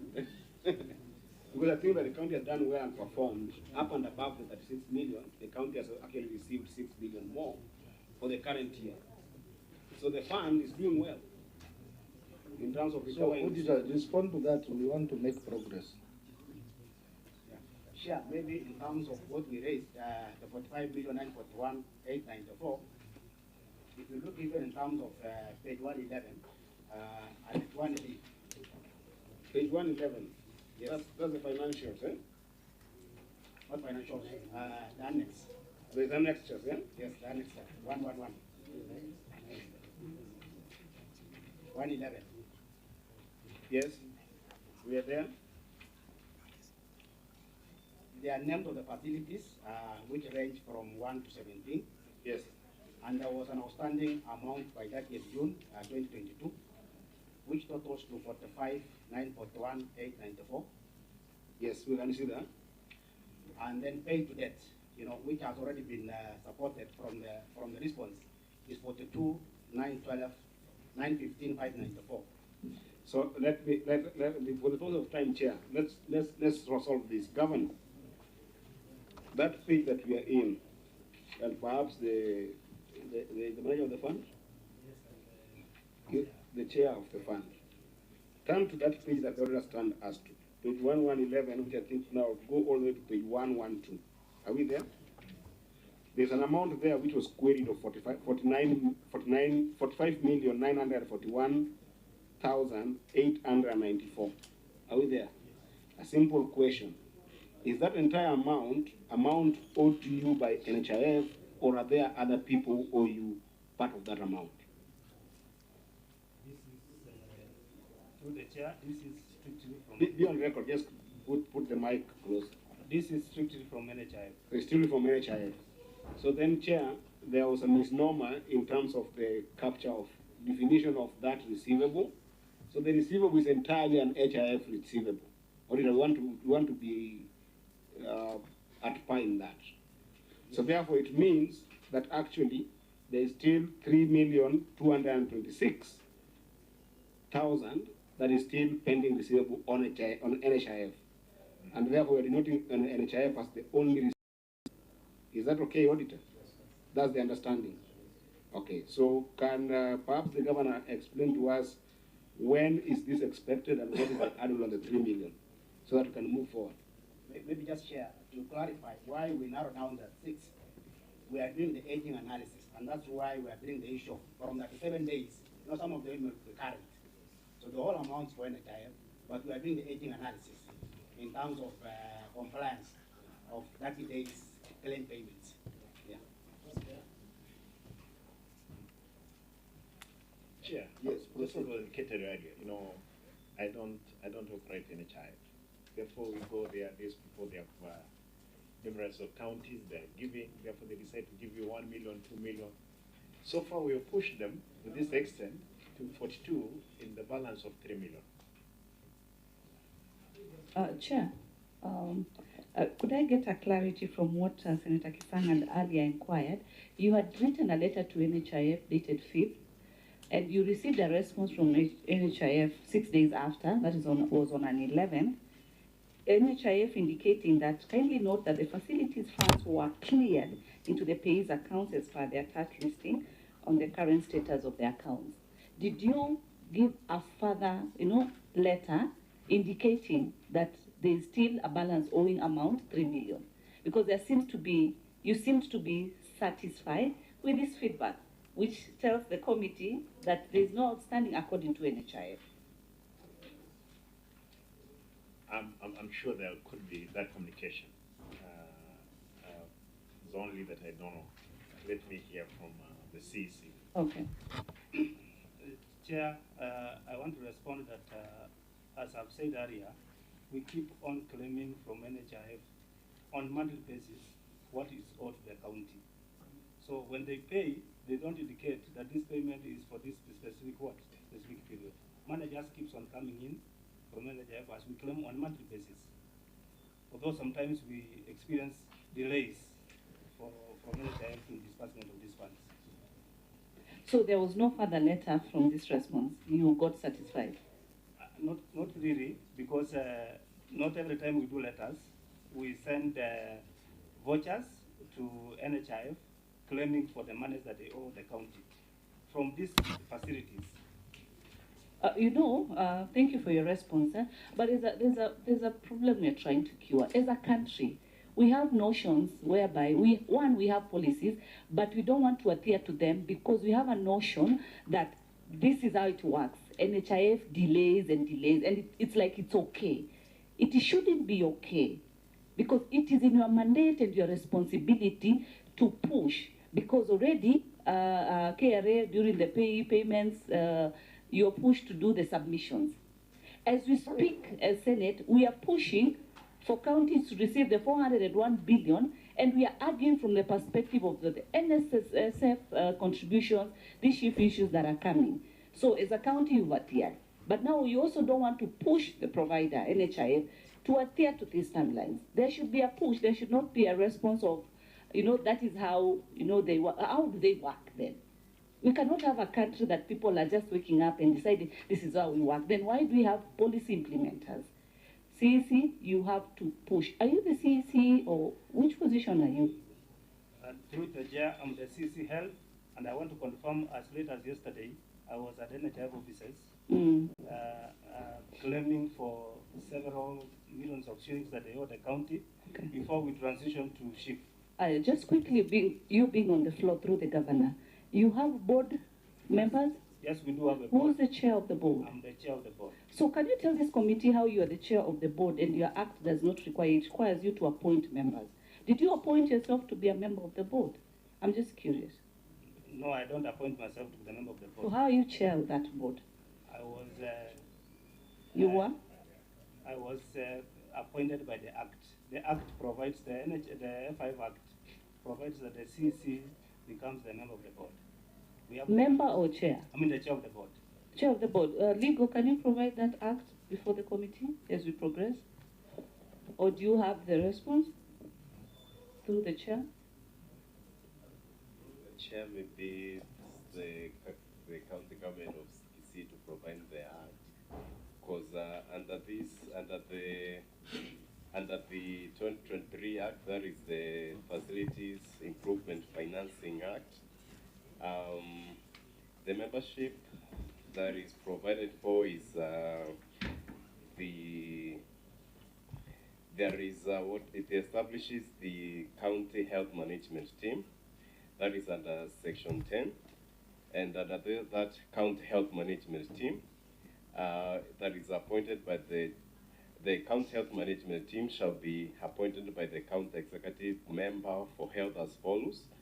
That includes the County Director of Health, who shall be the chairperson, the administrative officer of the department, and all the section units within that health department, and the medical superintendents of county hospitals. So for this fund, it's county specific, is for them now to provide what the Act provides on the membership of their board. I thought you were reading their act. No, this one is an action act. Which supersedes, of course, legal. Yeah, but they have their own act now. Now they operationalize and operate and manage their FIF. Is the one they follow. This one is just gives the guideline. This one is for the county health management team. It's not for the fund.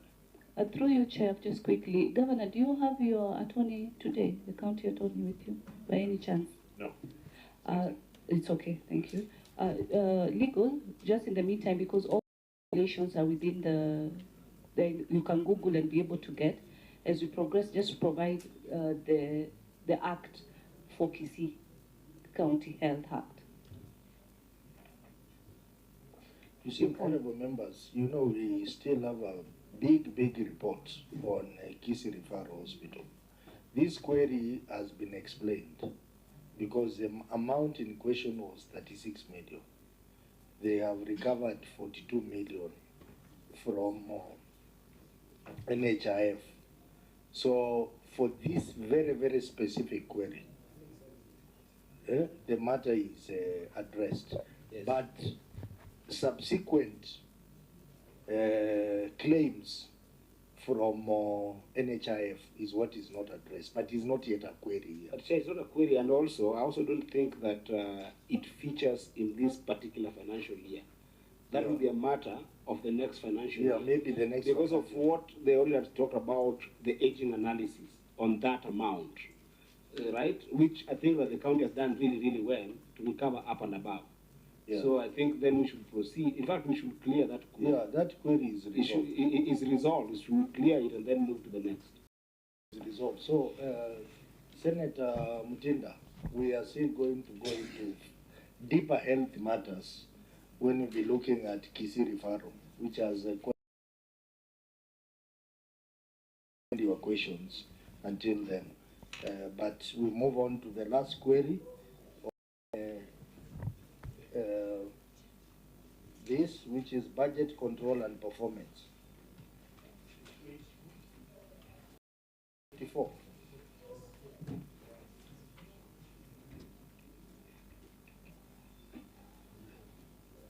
Auditor proceed. Thank you, Chair. Budget control and performance. The statement of comparison of the budget and actual amount reflect a final revenue budget and actual on comparable basis of Kenya shilling 202,903,709 and Kenya shilling 105,521,854 respectively, resulting to underfunding of Kenya shilling 97,461,945 or 2% of the budget. Similarly, the fund spends an amount of Kenya shilling 163,394,463 against a approved budget of Kenya shilling 292,983,709, resulting to an expenditure of Kenya shilling 69,589,162 or 30% of the budget. The underfunding and underperformance affected the plan activities and may have an negative impact on delivery of the health service to the residents. Sorry, Chair, the management concurs with the auditor's observation on revenue collection by 42% of the total budget. The short of claims from the National Hospital Insurance Fund. Then the expenditure of 69,589,162, representing 30% of the budget, was occasioned by untamed revenue projection, Mr. Chairman.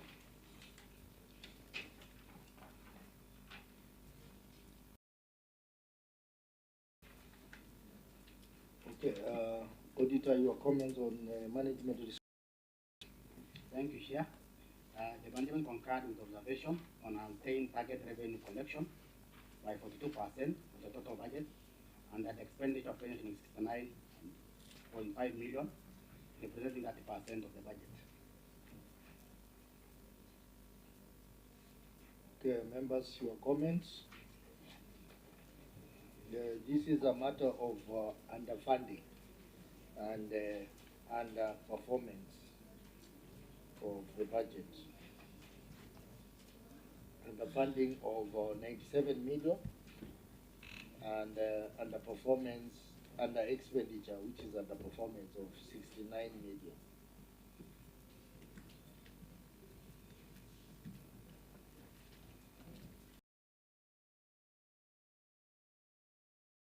Governor, the delayed disbursement of NHIF was 36 million, as we have seen from the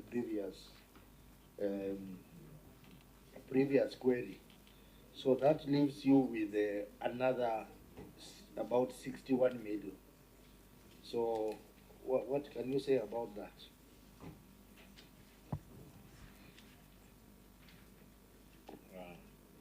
Let me ask my CC to respond to that. CC?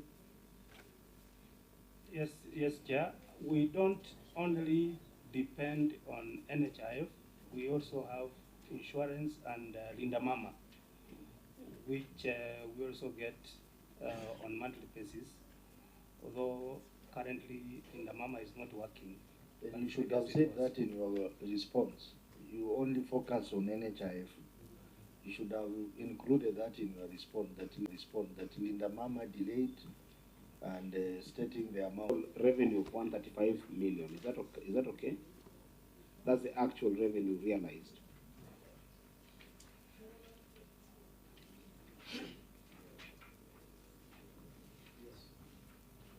Governor, are we also together there? Do you agree, CC? Yes.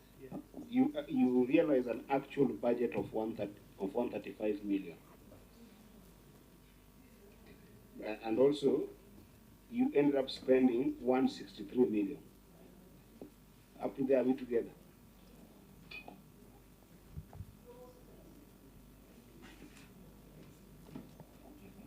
Where did the extra amount come from?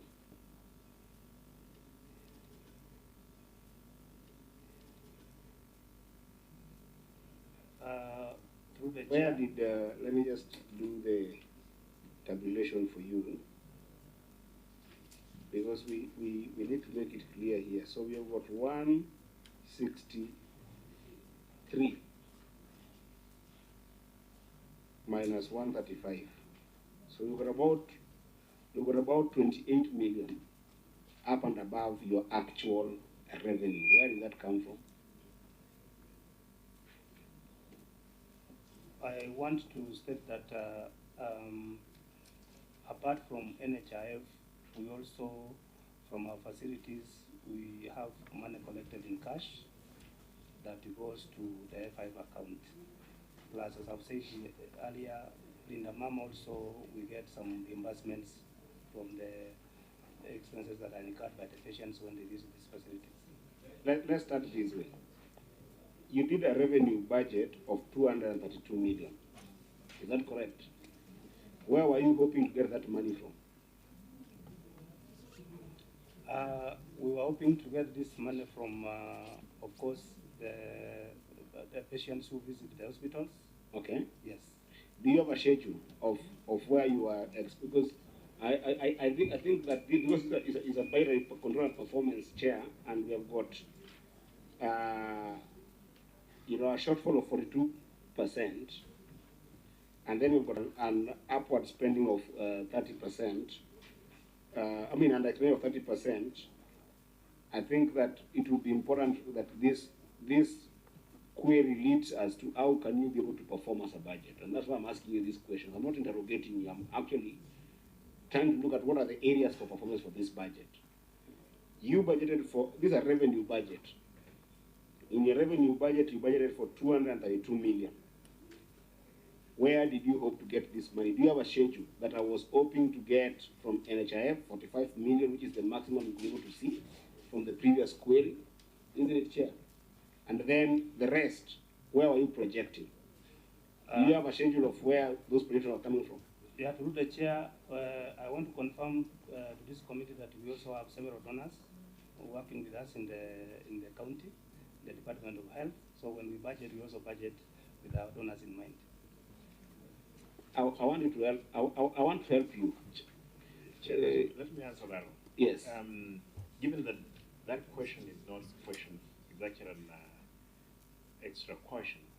If required to provide that schedule, we can provide where we are, projected to get that money from. Governor, at the moment, we don't have it here.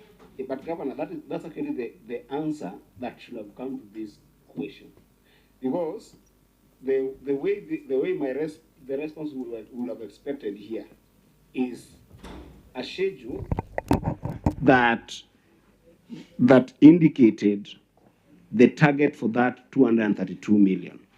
You see, so that the way the answer should have been comprehensive is, of the 232 million, we were expecting 50 million from Donawai. We were expecting 45 million from NHIF. We were expecting 90 million from Linda Mama.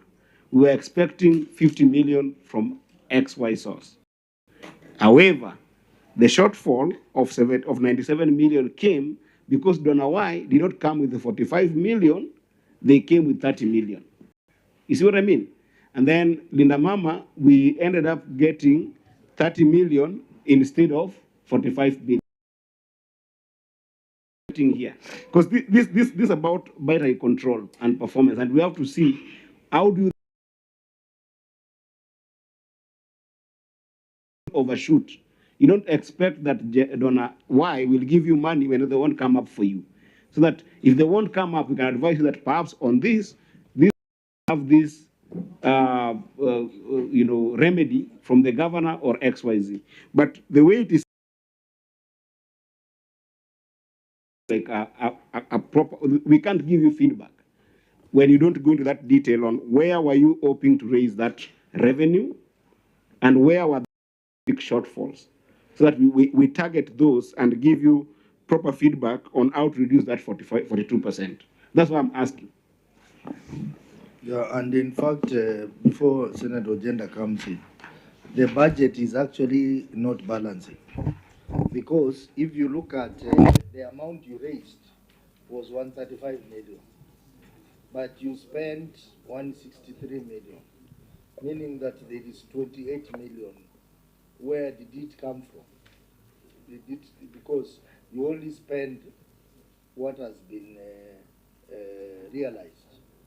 So where did the 28 million, extra million that you spent come from? Chair, that's what I'm saying, that the only way they can be able to answer that is to have that breakdown. Yes. Remember, that was my first question. And that's where he wasn't seeing where I was heading.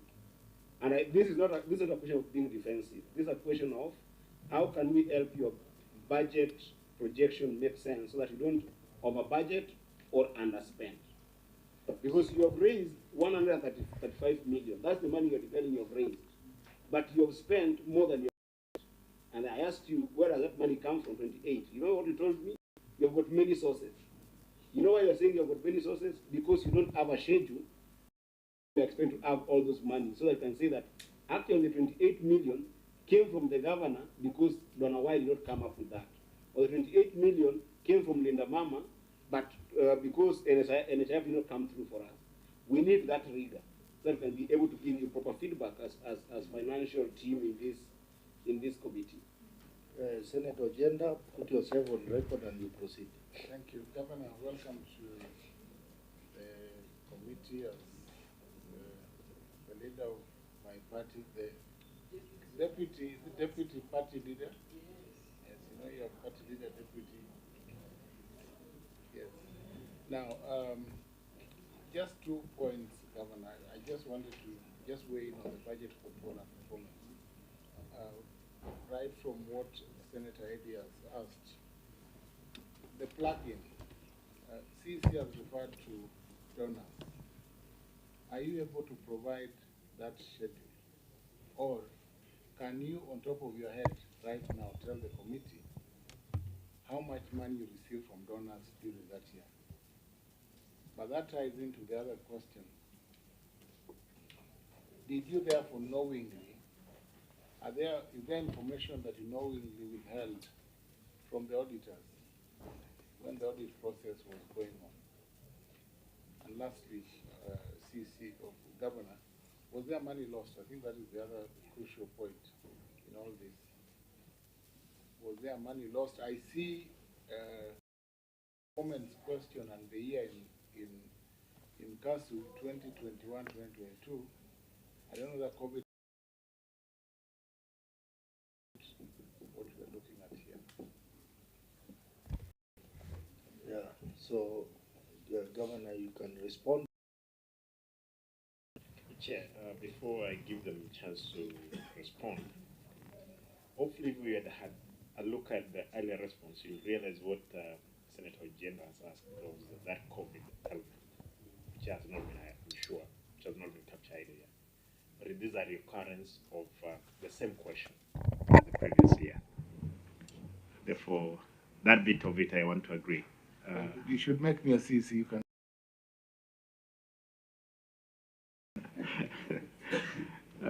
Their chair, that could have been, occasioned by the fact that there was COVID again in those variances that we are checking. I think just a small input. The governor's response earlier to Senator Eddy, he had indicated that given time, he can also be able to provide this committee with the schedule so that reconciliation can be completed. If you could also direct within the timeline, because it is those reconciliations now that can bring to light if this 28 million was lost or really what transpired. Chair. Okay, I think for us to determine that, we require that Governor, your people submit the schedule to the auditor in the next 14 days to verify, and then the auditor you submit to us in another 7 days. So that is 21 days, 14. Then subsequently 7 days for the auditor. Chair, for the purpose for the record. Yes. The difference between the 135 million and the 163 million expenditure does not necessarily mean loss of funds. I want to make that very clear. It doesn't necessarily mean loss of funds. Yeah. Because remember, the revenue budget was 235 million. So I don't have a problem with that overshot expenditure above the realized revenue. I only have a problem with the performance in the sense that you have budgeted for 235, you have realized that 135, and I want to know why you're realizing 135, which is 45% less. Which areas are you not performing at? And I think actually that schedule, if the accountants are doing their job, it should actually reflect in the financial statement. Because when you're budgeting in the financial statement and you're doing a revenue budget, then you should that of these 232 million, right? We are expecting 50 million from Linda Mama. We are expecting 100 million from Donna. We are expecting this. And I don't know whether the auditors have got a financial statement. If it's not there, that's when you provide it. If it is the financial statements, there's no problem. But then we can be able to go one by one and see where didn't you realize in terms of the collection. You see, you give us a schedule of the 232 million. And then the collection, 132. You also have to give us the schedule of where did 132 come from. We got 10 million from Linda Mama again. We got 30 million from NHIF. We got, the donor gave us 20 million. So that the two schedules, so that we don't condemn you in blanket that you did not perform. Maybe there's an area that you performed better than the other. So we look at the 132 million, actually the areas that help us realize this are these. Then maybe we realize that maybe one of those areas shot up by 28 million above its performance, which we should give you credit for, right? We should not just condemn you on the bad part, but also on the good part. But that is just prudence in terms of detailed financial statement. You don't even need to go and do a new schedule. If it's in the financial statement, it should show in the financial statement. Okay, and another thing, CEC Finance and CEC through the governor. You know, whenever you have variation in your budget projections, then you need to do a supplementary budget. I don't know, to adjust the changes. Did you do supplementary budget? CEC Health and CEC Finance. Chair. Yes. Let me ask the people who were in office then. Yeah. If they saw it. Kiege, you were in office then. And can you tell us if there was the... Oh, you were not in L. Who was there? Chair will ascertain. Governor, are you trying to again throw the previous governor at the bus? As you always do. The governor has tried to fill the gaps of the other government. We told you now the officers are, we are told they are ongoing. Yeah. Therefore, we have no reason completely. All these gaps, again, we're answering questions. Most of these questions, again, for the regime which was there. How I wish that there was provision in the Senate that you could call those ones who are in office. But now, the things could have been answered, so that I'm held responsible for every mistake that is committed at my time. Yeah. Okay, honorable members, I think we reached the end of HIF. I don't know how much time we have to cover this. We now have Kisii Teaching and Referral Hospital. And these are 4 financial.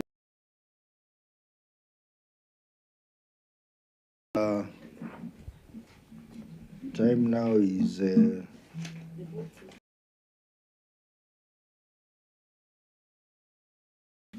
we are at 12:45.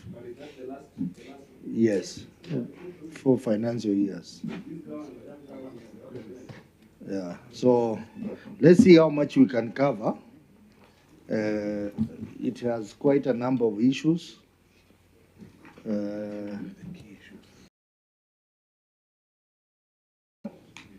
To take us through the reports in the usual manner.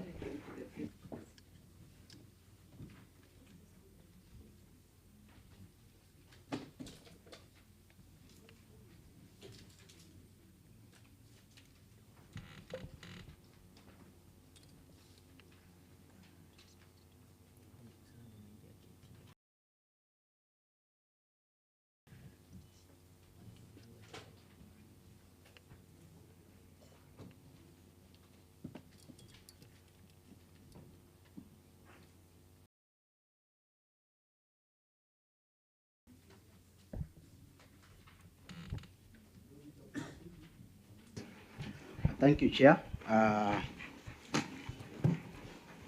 The report of Auditor General to the financial statement for the Kisii Teaching Referral Hospital for the year ended 30th June 2020. Issue number 1, presentation of financial statements. The issues addressed. Issue number 2, failure to submit financial statements. The issue was addressed.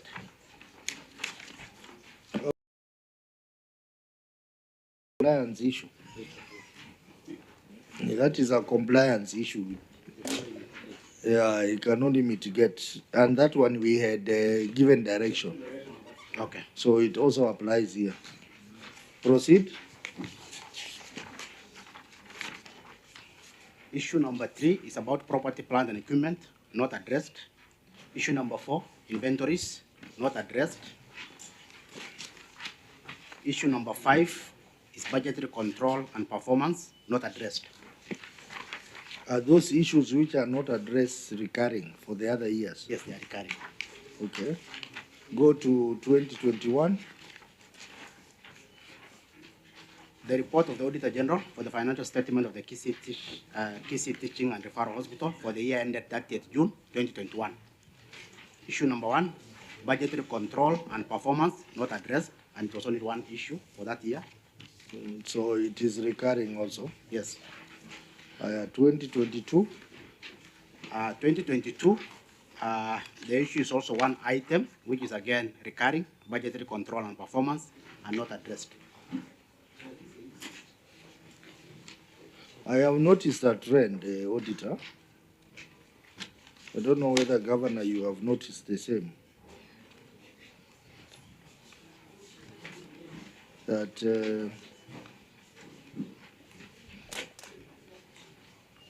the previous years, they were getting unqualified opinion.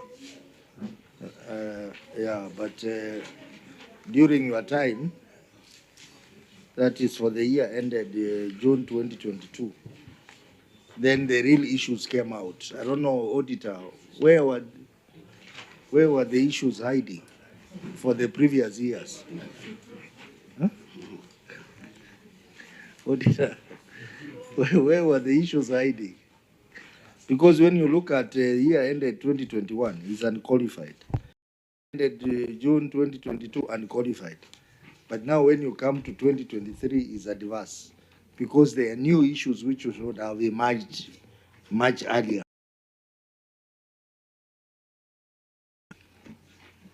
Chair, even for 2020, we were able to give advance opinion, which is there. Okay, proceed to 2023.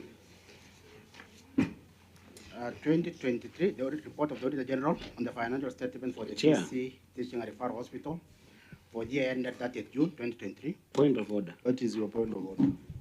Chair, I for 2022, 2021, I mean 2020 to 2022, I think some of the issues that have been raised here, we can actually be able to give recommendations. And I don't know, because I think the issues have gone through, issues like budgetary for performance. If the team was listening, we have given a very comprehensive approach to financial statement preparation. So then the other issue that I'm seeing here that could be able to consider is property, plant, and equipment. I can assure you that on that is just about transitions, and having a proper register for property. Failure to submit financial statements. We have talked very comprehensive on this, and I hope that, and I believe actually that the team has taken note. So why can't we just concentrate on the 2022-2023? Yeah, because the issues are recurring. That's why I wanted us to consider the last year, which is 2023. So just take us through 2023 then. Yeah, we support that. Proceed with the unsupported amenity wing. Yeah, thank you, Chair. For the year ended 30th June 2022, issue number 1 is unsupported amenity wing expenses, which is partially addressed. Issue number 2 is employees' cost, not addressed. The issue number 3 is property, plant, and equipment, not addressed.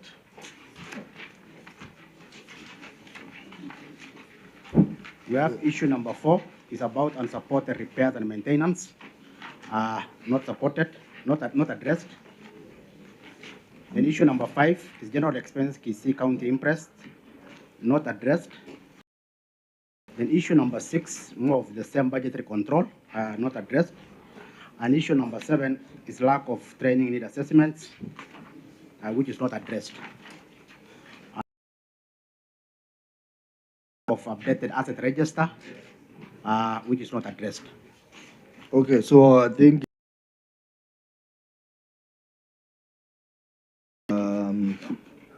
the issue on unsupported amenity wing expenses, I think we'll look at that.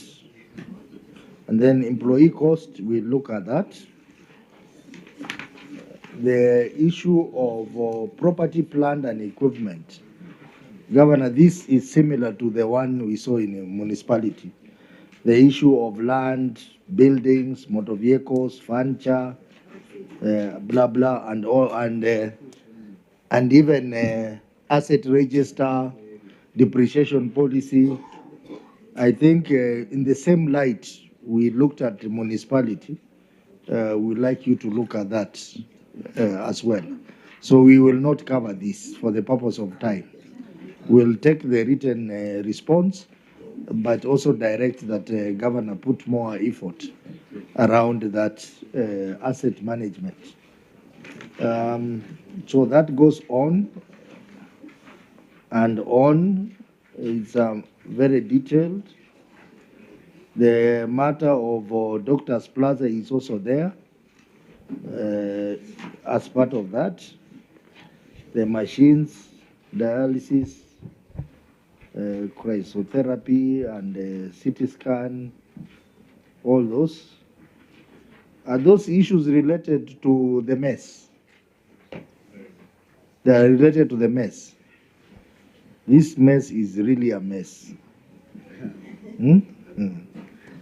So then the matter on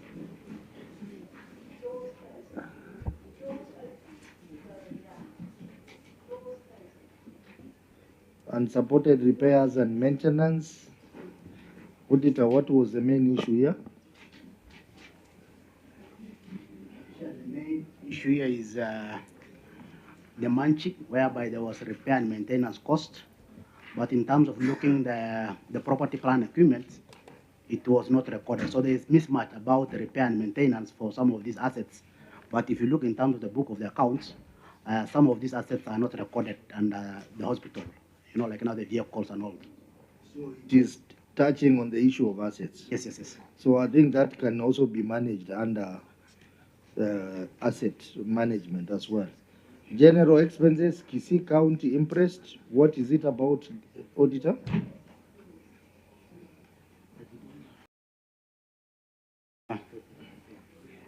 And outstanding interest of around 3 million.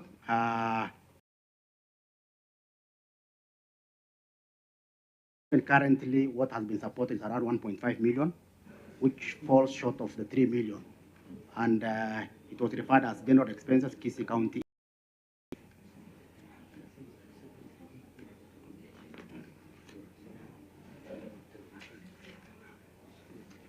So this impress was surrendered. Governor, I see in your response that the impress was surrendered, and he has attached the voucher. So what do you say about that, Auditor? I share the voucher that has been attached is 1.5, but the audit query was 3 million. So there is still a balance of 1.5. So Chair, maybe, Governor, you I'm informed that there are 2 vouchers attached.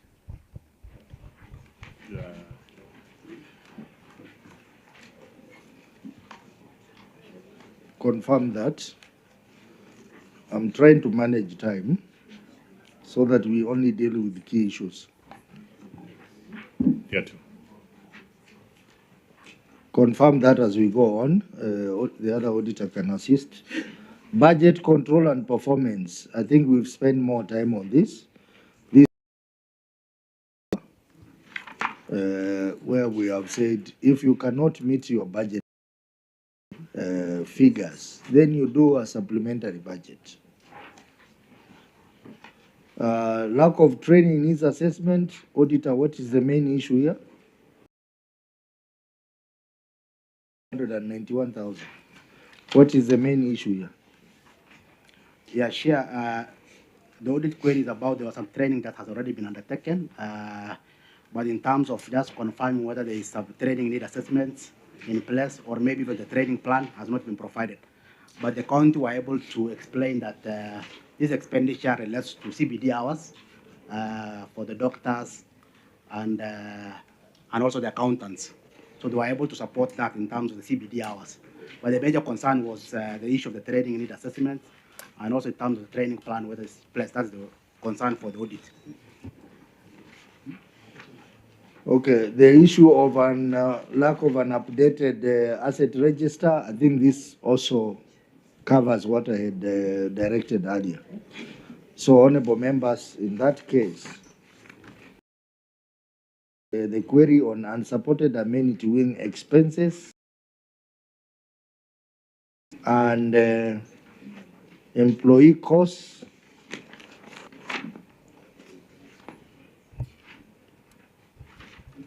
Yeah, those are the queries we are going to look at. So, Auditor, take us through the first query. That is for the year ended June 2023. Yeah, thank you, Chair. Unsupported amenity wing expenses. The statement of financial performance reflects amenity wing expenses amounting to Kenya shilling 5,476,000, which, as disclosed in Note 12 to the financial statement, comprises contracted professional salaries and allowances amounting to Kenya shilling 2,465,000, and doctors, nurses, and administration officers, locum amount of Kenya shilling 3 million. However, documents such as contracts and engagement letters in support of the expenditure were not provided for audit. In the circumstances, the accuracy and completion of regularity of the amenity wing expenses of Kenya shilling 5,476,000 could not be confirmed. Governor, your management response? Chair, again, I want to confirm unsupported amenity wing expenses. This is regrettable. However, the management has since provided contract agreement and engagement letters as attached in Schedule Annex 1A, 1B, and 1C.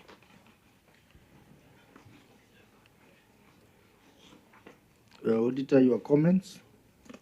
Thank you, Chair. The management concurred the observation on unsupported amenity wing expenses. However, the management provided a part of the employment contracts for Kenya shilling 765,000 out of 2,465,000.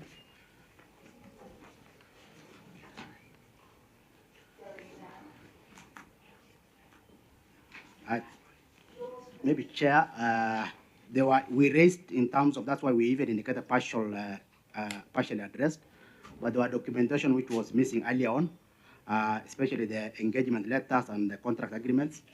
But now, in terms of the submission, we can confirm that we have received those annexures. You have received the annexure to support the 5.4 million. The total amount.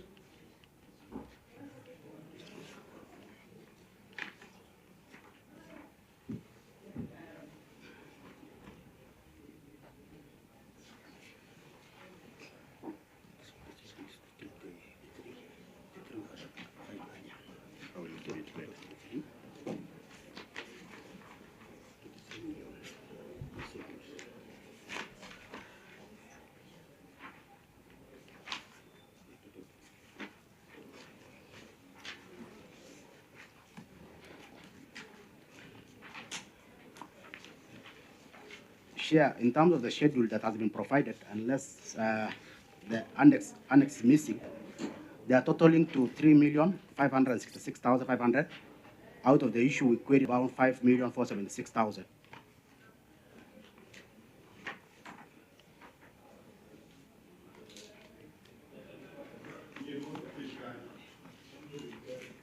So what is outstanding?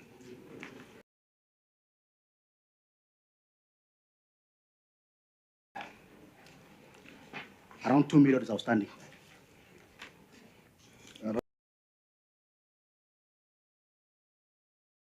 Adding the documentation.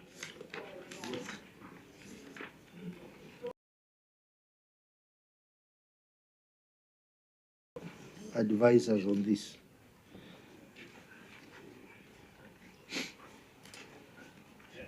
Chair, explaining to me. Accountant.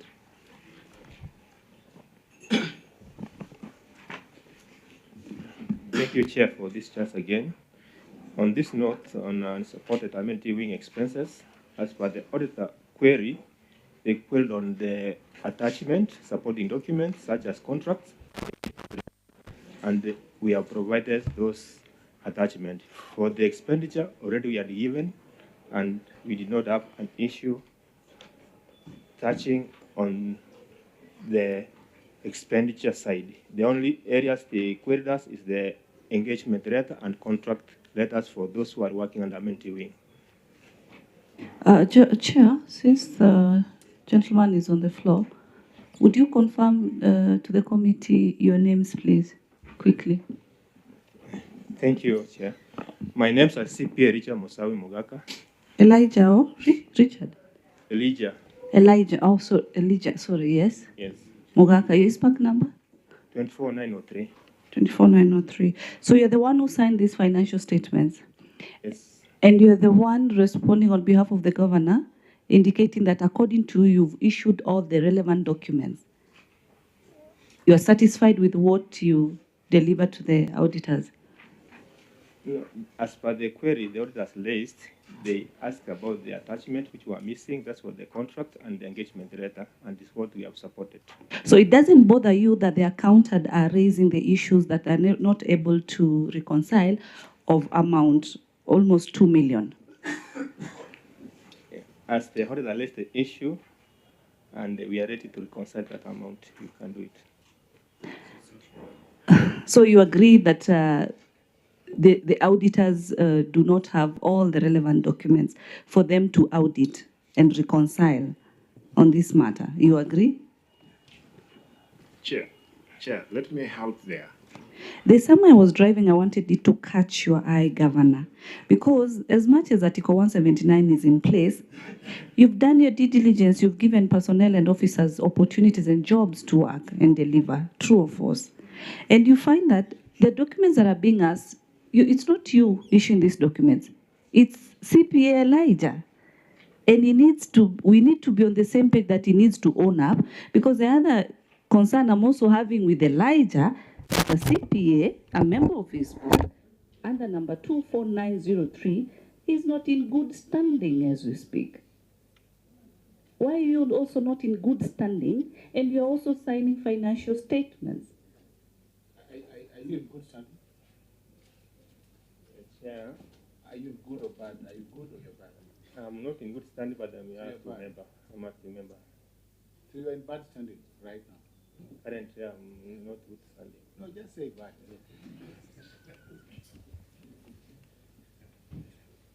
But you worked, but Elijah, you worked, the governor found you in Kisii County. Yeah, yes. For how long? Sorry. Been in Kisii County government? I was involved in 2016. 2016, 8 years down the line. And issues that, you see, Chair, you're talking about time, but I'm looking at this issue.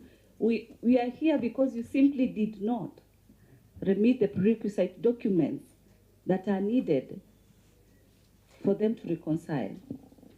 Chair. It's a point of order.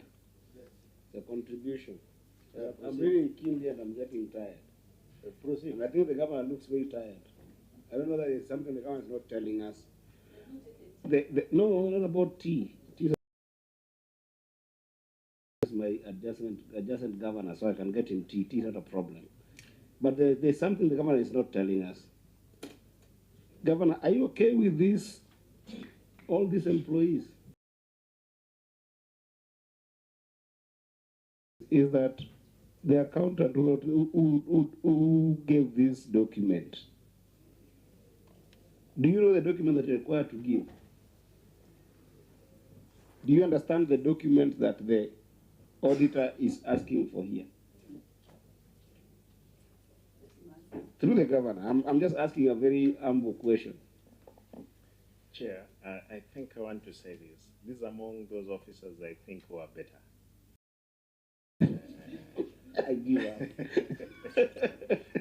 Therefore, if you got to get what is happening. But again, Mr. Chair, you see what he's trying to explain is that the Auditor General asked about those contract letters for the issues of money. It had been reconciled then. Therefore, it's not an issue that we are going to reconcile now, as it were. But what the auditor had asked is what they are saying has been provided, and we are in agreement with the Auditor Generals. You know what usually happens, Governor, and you need to take in interest. The hospital management, and we have seen that with other hospitals, they acquire quietly engage casuals, quietly, and end up paying them these monies. You see, like in this case, all these people, are they employees of the hospital or they are just casuals?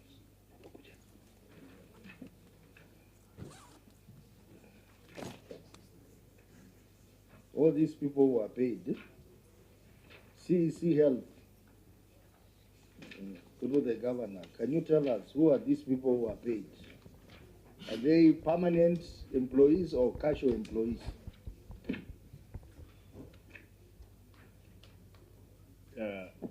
Let the CEO respond on that because the one who engages those people. Well, Chair and honorable members, the hospital engages from time to time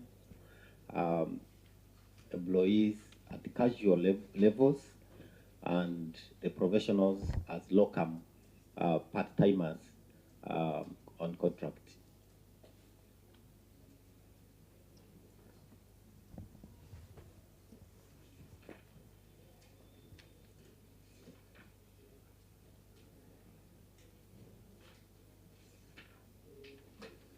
There are quite a number anyway. I think we'll have an opportunity to keenly go through it.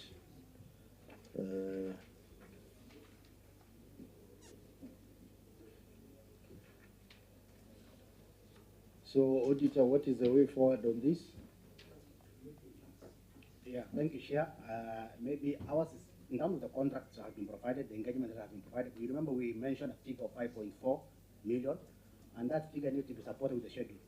So when Annex 1A, schedule of the amenity wing expenses, is not adding up to 5.476 million, then that's where we have an issue.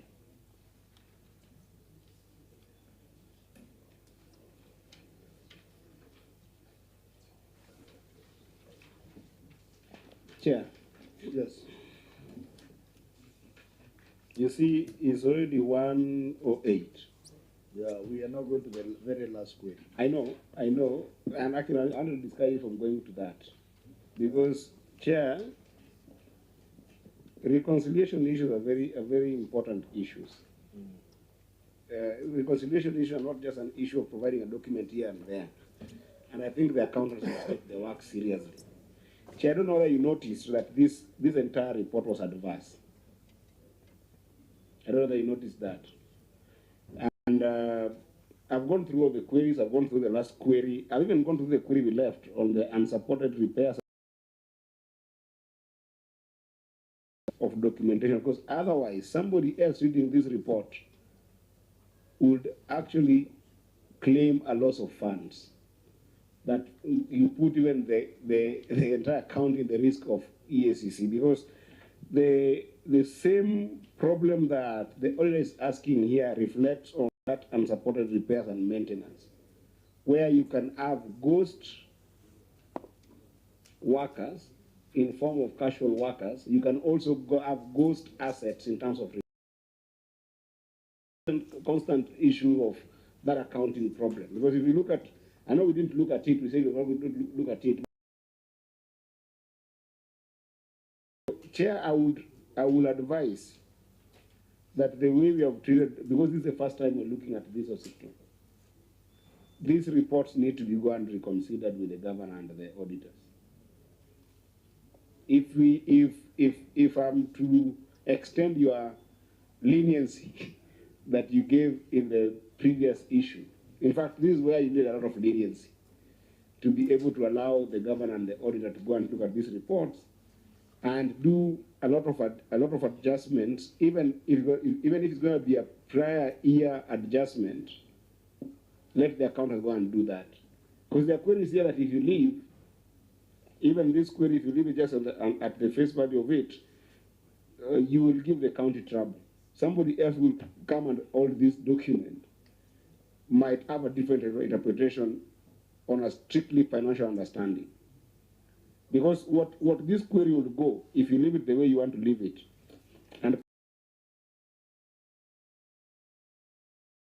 the query that we are going to look at next, which I hope we cannot go to, query number 4 and the last query, somebody else might interpret them to be an issue of loss of funds on ghost workers or ghost assets, which I honestly don't want to believe is the truth, given the adjustments that have, the reconciliations that have been given to the auditor. But if you leave it not updated the right way, somebody else holding this document will take these particular queries to EACC for no apparent reason and put the government into a very bad light because of accounting issues. And I suspect that is why the auditor gave an adverse opinion on this one. So perhaps this could be a good opportunity to have the county have the standard way of doing financial reports, and they work with the auditors, and then we take submissions and perhaps review this after another 30 days.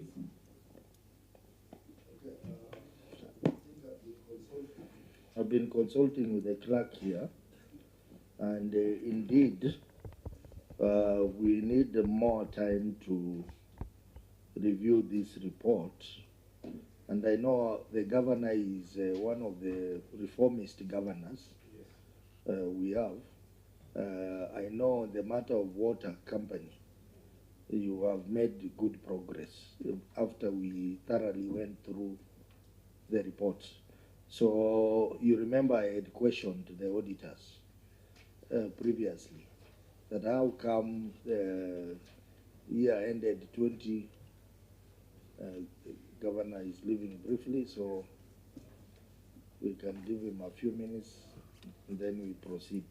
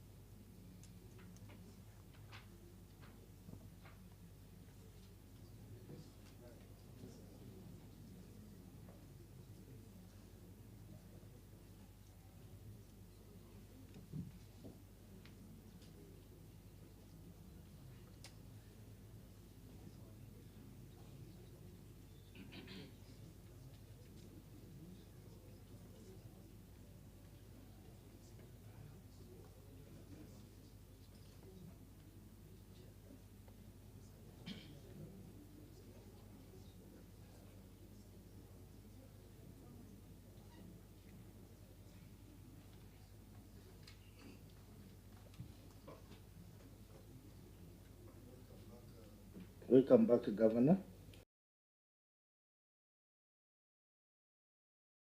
But it's quite a lot of work to be done, and we have expressed concern unqualified. But this particular year is now adverse. Much earlier. So for that case, the committees have more time to interrogate the audit report for, because there are issues there which are all the issues which need to be looked at. Chair, on a point of order, just quickly.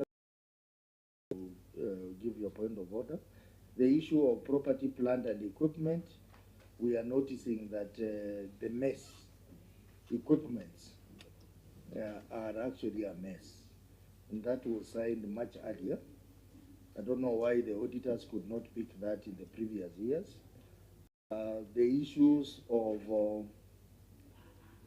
Doctors Plaza. We have issues to do with unsupported repairs and maintenance, and supported repairs to the equipments which are not functioning. So that clearly means there is a problem. We have, so what we are deciding is that we will review this particular report for the financial year ended June 2023, together with the report for the financial year ended 2024, jointly. The report for the financial year ended 2024 will be coming, when is that? Next year? Early next year. Early next year. So then we handle this particular one together with that one, so that we address the issues wholesome. But some of these issues, Governor, you will need to go and look at in the meantime. For example, the non-functioning of these machines, some of them very critical machines that are not functioning, and how they are repaired, because they are not functioning, but again, there are repair costs which have been paid. So we will pen this report until we get the 2024, and then we will combine the two reports together. What is your issue? I agree with you, Chair, because the matters that are here are weighty. First of all, I agree with you. But it's also good to just quickly, if we could be brought to light, Governor, the CEO who signed this contract on page 80 is one Dr. Oimeke Marita. Is he your current CEO? Is here? Who is he? CEO, you, through the Governor, you signed this contract on the 8th of August last year, which was past the financial period.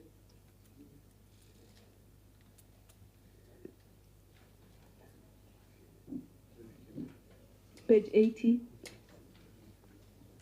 the pink red book.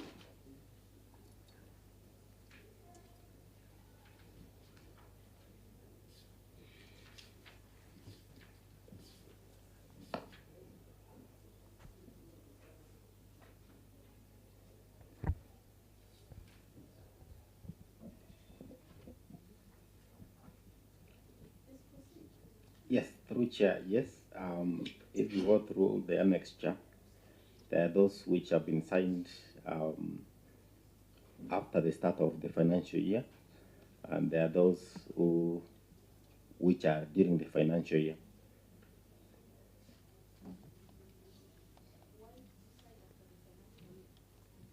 Senator Mutinda, thank you for highlighting that issue.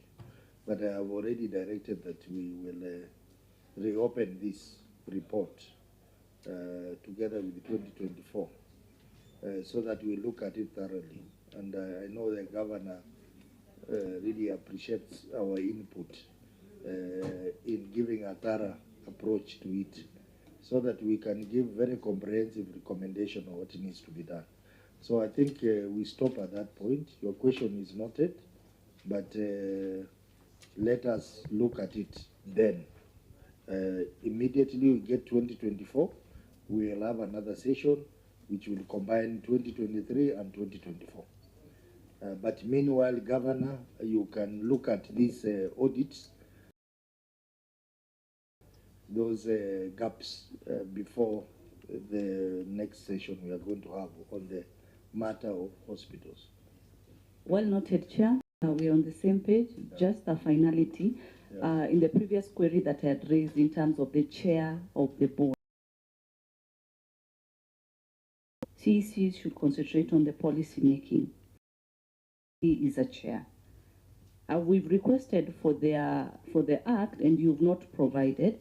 So in the recommendations through the chair, I would request through you, Chair, that they look into that and respond also to the committee, so that it is correctly done.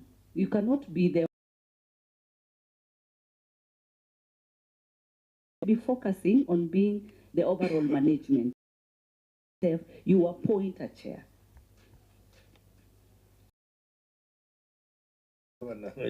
Chair, just on that, actually I've seen is the act which gives him those powers. The act is established of the board. There is established the Kisii County Health Facility Improvement Fund Board. 2, the board shall consist of the following members: the County Executive Committee member, who shall be the chairperson. Therefore, is the act itself which gave him those responsibilities, Mr. Chair. Yeah, if it is in the act, I think. That's okay. That's okay. But Governor, then that's where you'll continue having challenges, because now he overworks himself, you know, because he should be concentrating on matters policy and let the board be able to be in charge. If MCAs would have been here, I would have told them to look at amending that act. Okay, so honorable members, I think we have reached the end of the review of these reports. Now it's closing comments from members and then eventually the governor. Eddie, do you have any closing remark? Chair, I think that this has been a good session. There are just 2 comments that I wanted to say prior, that I think that it's a question of egg and chicken, so that perhaps as a committee we can guide well. I think that when a fund is created of this magnitude, it is very important that a CEC has got a full bird's eye view position on that fund. And I think that is perhaps why the County Assembly of Kisii saw it better to have that fund's chair be the CEC. And I think that is in the spirit of PFM section 184. So I don't know that I will recommend that they nudge that particular part of the the law. But I just had to add on what Senator Tabitha said. I think it is in order, but I also think that it's in order that financials are signed within 3 months after closure. But that's what the PFM Act requires, 149K. If you read it, it requires you to do financials in 3 months after closure. But the auditor today has advised that actually, because I think you're moving to accrual system. We are now moving to accrual system.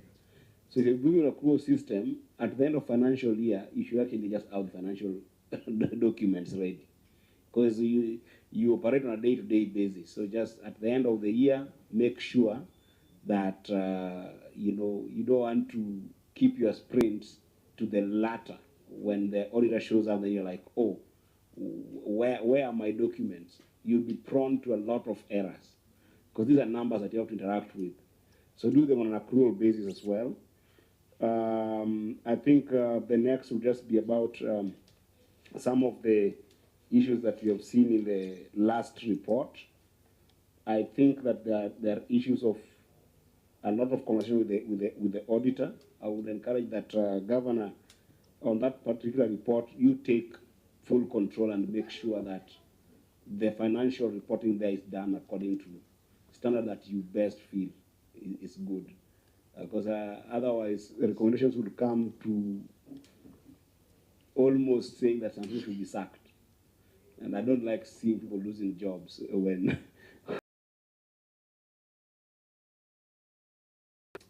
lack of job opportunities in the country currently. And some of these reports. There are some of the reports that I wouldn't want to see on my desk, because do you have a problem with that agenda? Are you buying in Migori now? It could be 2050, whatever the age will be. But I'm just praying for God's grace that one day I will also be, because I look up to my leaders. My leader here is the deputy party leader of ODM on both sides. These are potential governor, these are sitting governor. So if I'm hanging around them too long, one day I might end up being a governor. I'm just saying. But there are reports that if they're there, anybody can pick them with any interpretation. even if you have cleared them in the Senate. And you don't want an adverse report as this sitting there. That's why I would say that this report needs to be gone and be considered with the auditor together with you. I think those will be my comments for now. Otherwise, thank you, Governor, for always being a partner of this committee, actually. I think that your positive attitude towards this committee makes it easier to make Kisii County work better for the people. And that's something that I really, really value. There are few governors who have exemplified that attitude of partnership instead of adversarial kind of relationship with this committee. And therefore, it helps us to give you proper feedback that can be able to help the officers work better. I thank you, Chair.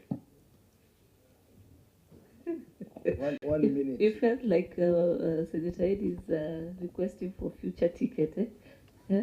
He has his two deputy party leaders. Kindly support the young. Anyway, all in all, Governor, asante sana. You know, some of the former members of parliament from Nairobi County, you know, Nairobi is perceived to be very notorious. I've really set a bad precedence before most of the committees of Senate. We've so far set a positive record in that response. Actually, I was focusing on the governor of Isiolo. We are trying to focus and support you on the 401 billion. We are seeing a lot of wastage in these counties. Yesterday's newspaper, or the day before, you saw cannot be having millions for Mandazi. Today we had the deliberations of county additional allocation, whereby the National Assembly, where you sat, are removing the RMLF fund, 10 billion. We've agreed as a committee to support the county government. So kindly talk to your counterparts that this is a synergy requirement. We don't come here to fight each other. We come to correct. Even when I said Elijah has that small issue, but he's very active. He's very active, which is good, which is fine. He can be able to adjust so that your people can be able to correct where issues are. All the best when you go back to Kisii. Unaletea sisi mandizi kidogo ya Kisii namna hiyo. Asante.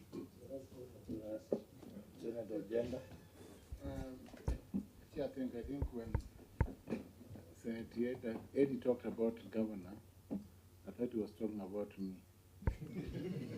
So I was just going to confirm that yes, I'm the next governor of Kisumu County. Governor, thank you very much for at least the presentation. I think your team should give documents to the auditors in good time. But as I see, that was for the at least now we look at 2022, 2023, and the following year. I think so that we don't go through some of these issues. But it's a learning experience when you come here. All oversight should build your team so that they know what to do. It should not necessarily, the fault is with a view to learning so that we do it better as opposed to simply throwing matters to EACC to investigate and do such things. So I think that is what I want to say. We hope to see you in 2027 at the CAG. Thank you. Governor, your final comments? Chair, thank you, and for the comments from senators. Two things. I'm happy that you have observed that the previous years there was unqualified opinions for the County of Kisii, but the same things they are now recurring. It's something of interest, but again, I want to commit to this committee that I'm working around the clock to make sure things are done as per the law is required. Chair, the KTRH you were talking about and we have suspended this business is where I went in and found that these people were collecting 47 million per quarter. As we are talking right now, this gentleman, when I removed the CEO was there. This new CEO is doing 200 million from 47. Therefore, again, even those assets, plants, everything which were there, I think, and I'm happy that there is new blood in the audit team. They will help us to make sure things are done. I'm going, because that's why you have seen some departments which are not even related to these matters. They are here today to know that any time they'll come here, answer their own issues, as it were. Kila mtu anabeba mzigo yake. There is exactly all this team, water, they have come.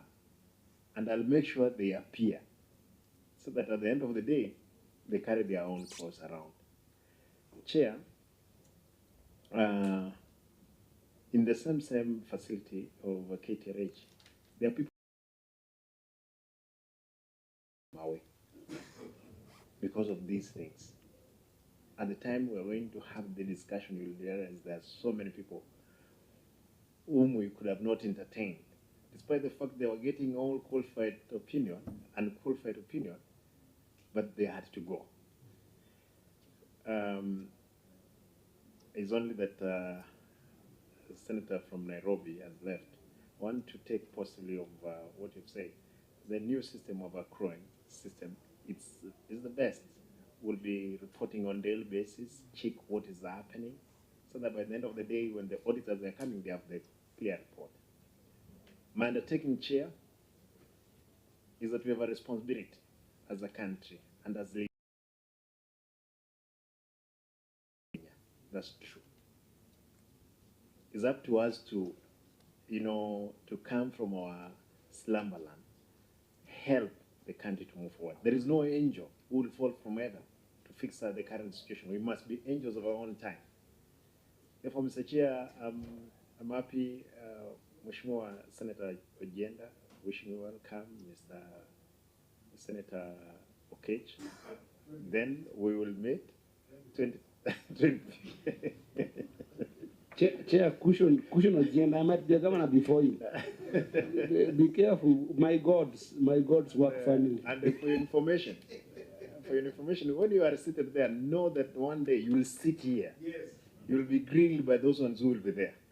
Then, because I've been there for 10 years. Now I'm here. The same thing happens. Therefore, I want to thank you again for the opportunity appearing before this committee. Thank you. Thank you, Governor, for appear before us. We don't take it for granted. But I want to say that it is important for the betterment of the lives of our people. What you do there in Kisii and what we are doing here in Senate, it all adds up to improving the lives of our people. I want to also echo the sentiments of my colleagues that those areas that we have identified gaps in the management of Facility Improvement Fund and also in Kisii County Referral. Go sit down with your people and try to figure out the deal with those gaps. As I have expressed that it looks like in the earlier years of audit, the auditor did not consider a wider scope of the matters to look into. But the 2023, the auditor has been able to capture quite a number of issues, and of particular interest is the issue of functioning of hospital equipment. I believe these are the equipments which are supplied and maintained by MES. It is not just Kisii, but all counties, including my own county. Machines are not functioning because of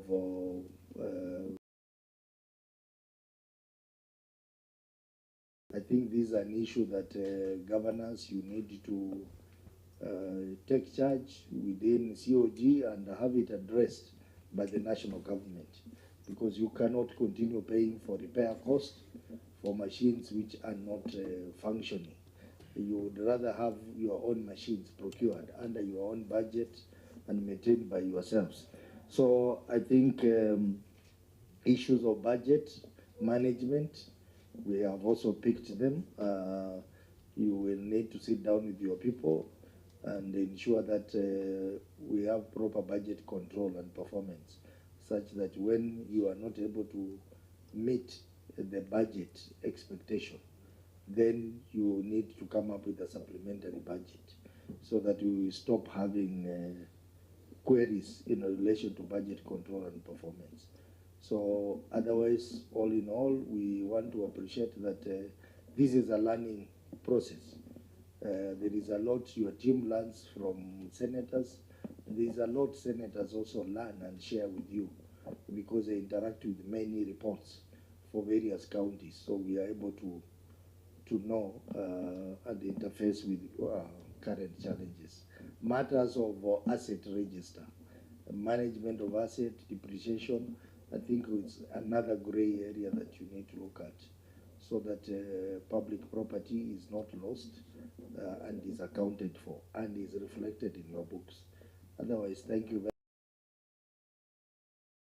much as you go back to Kisii and Senator Deputy Party Leader. You may miss that ticket. Thank you very much. The meeting is adjourned and Tuesday, 10 a.m.